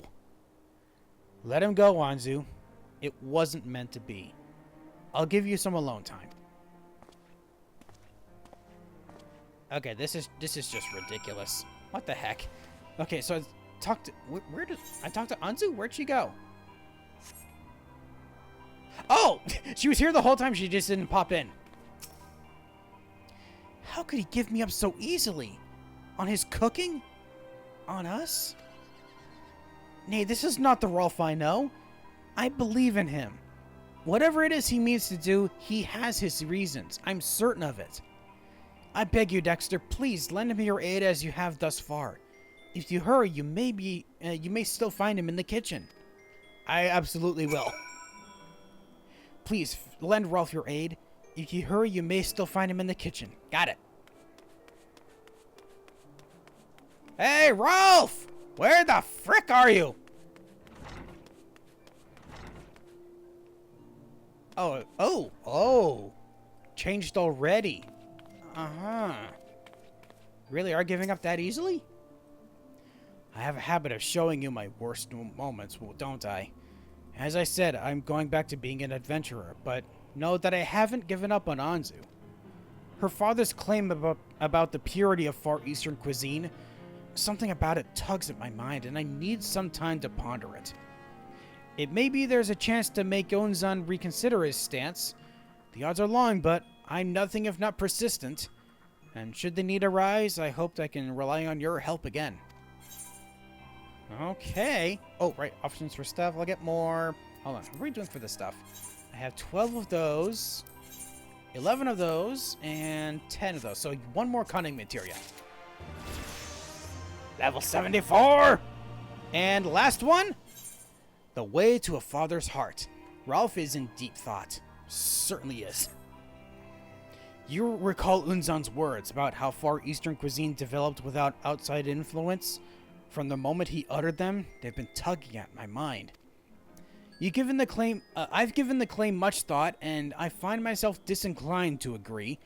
And the basis for this is the very first Far Eastern dish I ever had, which Anzu made for me. Sukiyaki, it's called, and it's a hearty dish of meat and vegetables simmered in a shallow pot.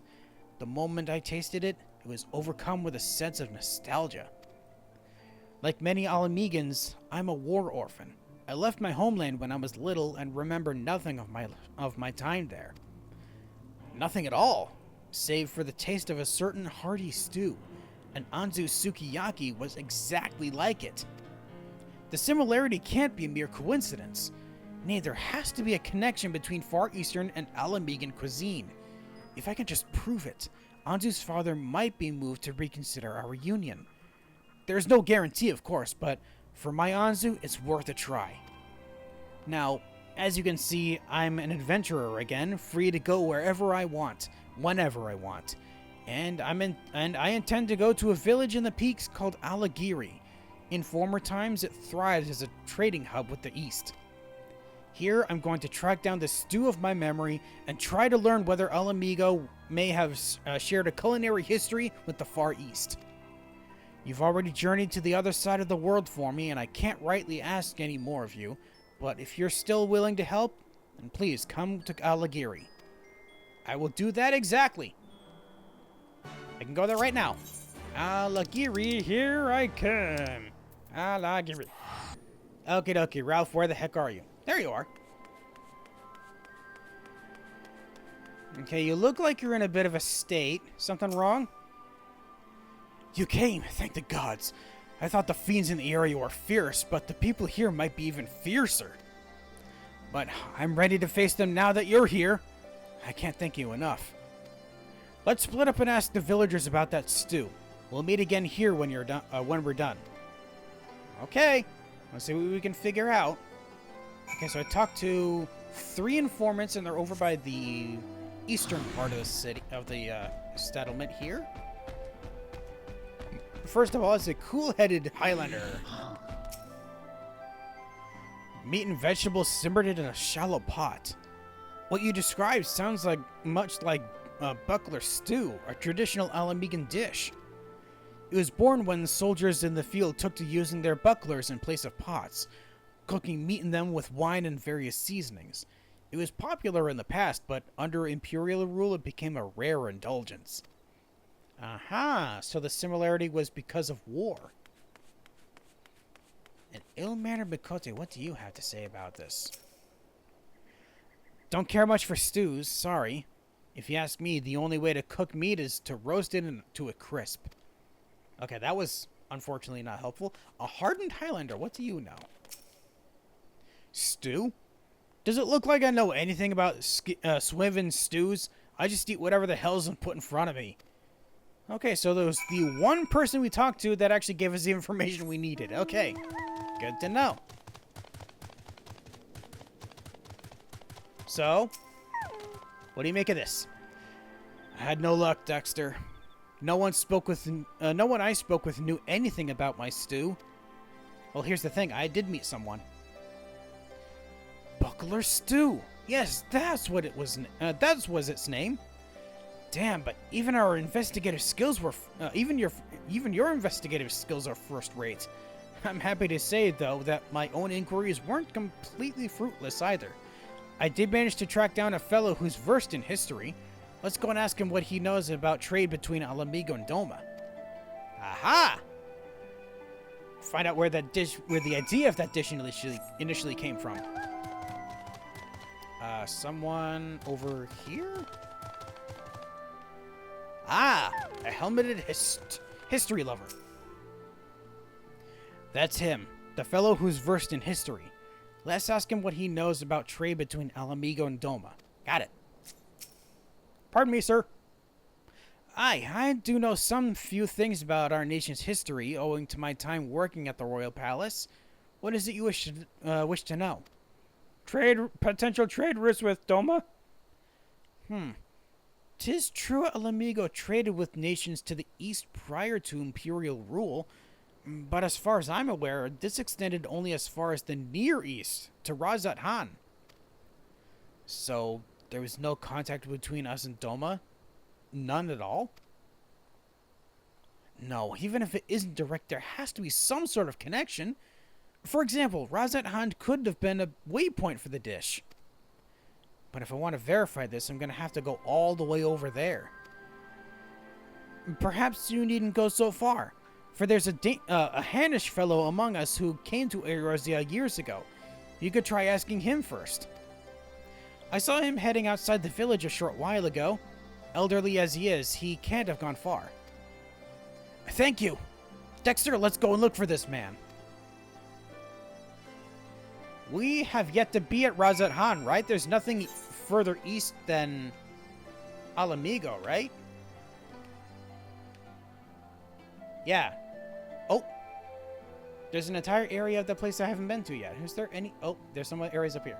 I didn't fully complete the peaks map, but I guess that's fine. We don't need to worry about that. Okay, so we gotta go find this man. This Hanish man. Or is it Hanish? Razat Han? Hanish? That makes more sense. Ah, here you are, Raulf. Okay, so the person we're looking for is not in sight at all. Okay, any idea where he is? There's no sign of him. Ah! Help! Somebody! Oh, shite, he's in trouble! Uh-oh. Where is he? Wow, you heard him from all the way over there? Then again, this is a canyon. Sound can probably carry through here. Whoa! Okay, so you took out some of the local fauna in the process of this. My life flashed before my eyes. Well, it's a good thing we showed up when we did. And it's a good thing you decided... Wow.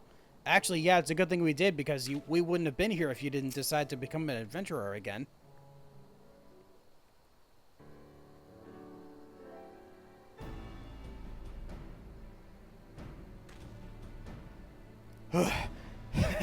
Still got it.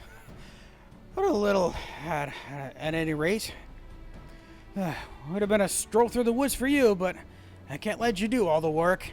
You've done more than your fair share already. Besides, I wanted to show that I'm not completely useless. Yeah, you certainly were. Took a bit of strain, but that's only because you weren't in this for a long time. I owe you my life. I was so focused on my harvesting, I didn't notice the key cairn coming. You look a mite pale, lad. Are you hurt? Just my bones and organs. I'm already on the mend, I assure you. More importantly, I take it you're the gentleman who came from Radz-at-Han. I'm sorry if this seems sudden, but while you were still here, while you were still there, did you ever hear about a dish called buckler stew? Hear about it? I love this stuff. Ever since traders brought it over from Alamigo, it's been an enduring favorite on my homeland. As a matter of fact, it's the reason I came to be here, though I won't bore you with the details. So it was introduced to Radz-at-Han after all. Tell me, do you know if buckler stew also made its way to Doma? That it did. It's a tale all know well. A Doman merchant journeyed to Radz-at-Han to buy spices, you see, and chanced to sample the stew. It was love at first taste. So enamored was he of it, he decided to open a restaurant back home and started buying up all the shallow pots he could find. Alas, these pots proved too heavy to take back, and left them all. He left them all at the pier and said that he didn't make it do with spades. Spades, you say? The name sukiyaki can be translated as spade grill, and it's said to come from the fact that you grill the meat on a spade. Ha! I knew there was a connection! Sukiyaki, so that's what they called it. Well, by whatever name it's known, all this talk has given me a fierce hunger for it. There's not for it but to make some right now. You're going to make buckler stew? Would you mind teaching me the recipe and tell me more about its spread to the Far East?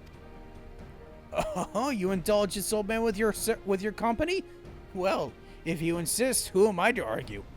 Come along then, I'll tell you whatever you want to know. Yeah! I can take it from here, Dexter. Leave the learning to me. I'll join you back at Revenant's Toll when I'm done. Thanks again for all your help.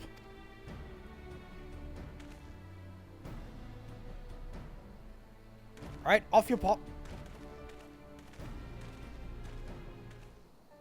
I will say it's a little concerning that you can still see the glowing of their eyes when they're dead. I was just looking at that the entire time the scene was ending. That was kind of concerning. Okay, back to Revenant's Toll, now that we have information on what buckler stew is. Ah, you're back in your old duds already. Nice. Ah, Dexter, perfect timing. I've just returned myself with a recipe for buckler stew freshly etched into my noggin. I begged Miss Rowena for the use of my old kitchen, and surprisingly, she allowed it. 12 bless her. With that, I can set about making the buckler stew in order to win Anzu's father over. Here I have one last favor to ask of you, my friend. I need you to prepare a serving of Doman sukiyaki. It's a relatively simple affair. You take meat and vegetables and simmer them in a broth of dashi and Far Eastern condiments. Though I need to remind you that Far Eastern cuisine can be deceptive in its simplicity. Anyway, here's all the ingredients you need, and Poppin has more set aside. Thank you. My future with Anzu and as a culinarian both ride on our success. Please make the best domen sukiyaki you can. I'll make sure it's the highest of qualities. Oh, hold on. There we go. Domen sukiyaki, here we go. Last dish for the night. Reflect. Then innovate. Basic. Standard. Advanced. And then Bayergot's Blessing. Points back. Venerate. Groundwork. Careful synthesis. And basic synthesis. Yeah! Domen sukiyaki complete. Alright, Raulf. Making the buckler stew is strangely comforting. The sight, the smell, even the sound. They take me back to bygone days. But to get back to the present day, how's the Domen sukiyaki coming along? Very nicely, it's all done. Originally introduced to Doma by its Alamigan merchants, sukiyaki is a popular dish that consists of thinly sliced meat and vegetables cooked in sweet and savory soy-based sauce. Oh, that sounds so good. That sounds like stir-fry. That sounds freaking delicious. Now I want some. We don't even have the ingredients here. That's unfortunate. I mean, here in my apartment where I currently am, we don't have them. Well, a mere waft is enough to tell me this sukiyaki is in a class all its own, and my buckler stew is as ready as it'll ever be. Come, let's serve them to Anzu and her father on the terrace.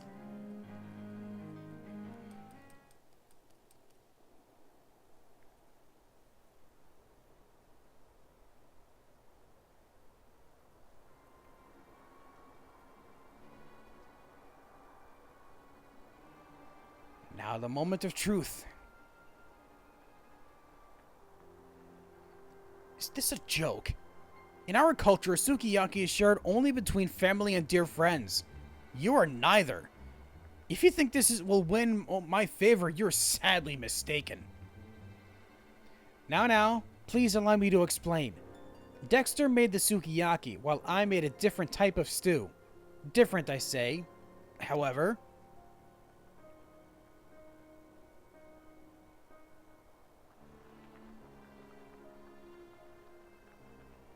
Oh, it is a little different. It's using starfruit. What is this? It resembles sukiyaki, yet it appears not to be Far Eastern. That's because it's a traditional Alamigan stew. If it please you, please sample and compare with the sukiyaki. An Alamigan stew, you say? I know not what you're playing at, but the aroma is undeniably appetizing. Very well.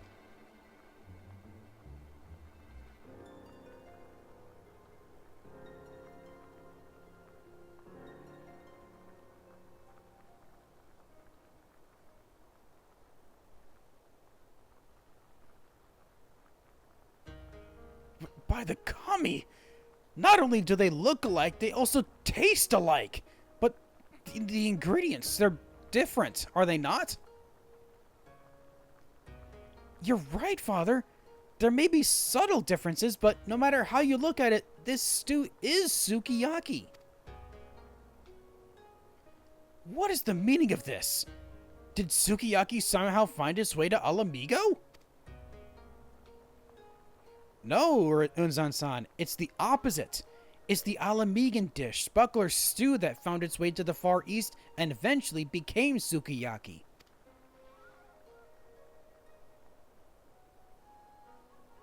Though Alamigo and Doma had no common history, they had a common trading partner in the Near East. Originating in my homeland, Buckler stew first crossed the seas to Razat Han. From there, it crossed the seas once more to Doma, where it was recreated using local ingredients to become sukiyaki.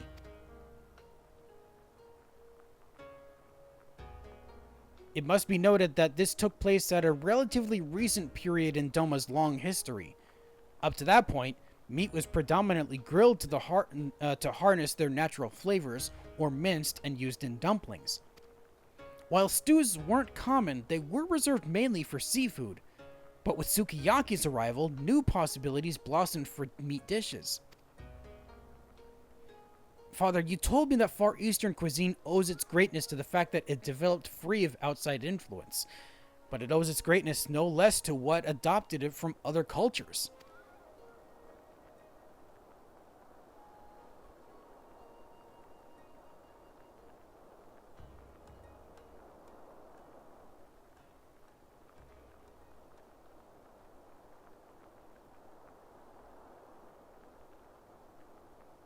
Why are you still standing there? Sit down and join us, or the food gets cold.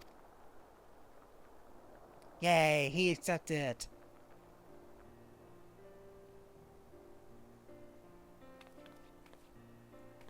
Oh, heck yeah, now we get to enjoy the food that we cooked.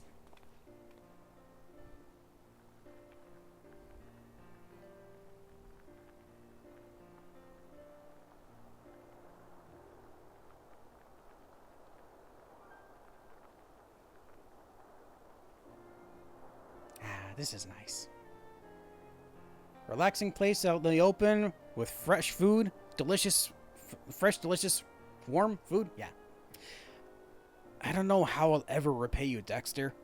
Thanks to you, I've managed to do the impossible and win over Unzan. He definitely approves of me and Anzu, and we plan to be bonded at the earliest opportunity. I'm going to resume my post at the cafe, serving Far Eastern dishes, of course, and hang up my adventurer's hat for good. I suppose you'll continue both adventuring and cooking, and I don't doubt you'll keep on succeeding at both. But no matter how high you climb or how far you roam, know you're always welcome here. I mean, it already was, considering so many other people here. I mean, we found a home for the, I can't even think the right words. The Scions here for a bit. So that's one reason why I'm always welcome. But every other reason, yeah. Alright, that is it for all the Culinarian quests as well. And to my knowledge, that would be every crafter quest from Limsa Lominsa. Or at least what started in Limsa Lominsa. So, I guess... Wow, actually it took me just under 4 hours to do all this.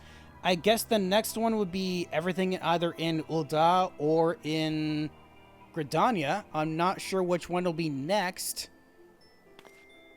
And I also don't know... I'm pretty sure those won't take as long because there aren't as many crafter quests in those places. At least there isn't for Gridania. Regardless of whichever one I decide to do next, thank you all so much for joining me on this venture to complete more Final Fantasy XIV. Completed so much already, and I didn't even need to use ingredients for this. So all the ingredients as in like materials that I've been collecting. So all that stuff I can just start using to make different equipment, even though I probably don't need most of them. Well, until next time, thank you all so much for joining me on this venture. And didn't realize my mouse was still there. And I hope you all have a good night.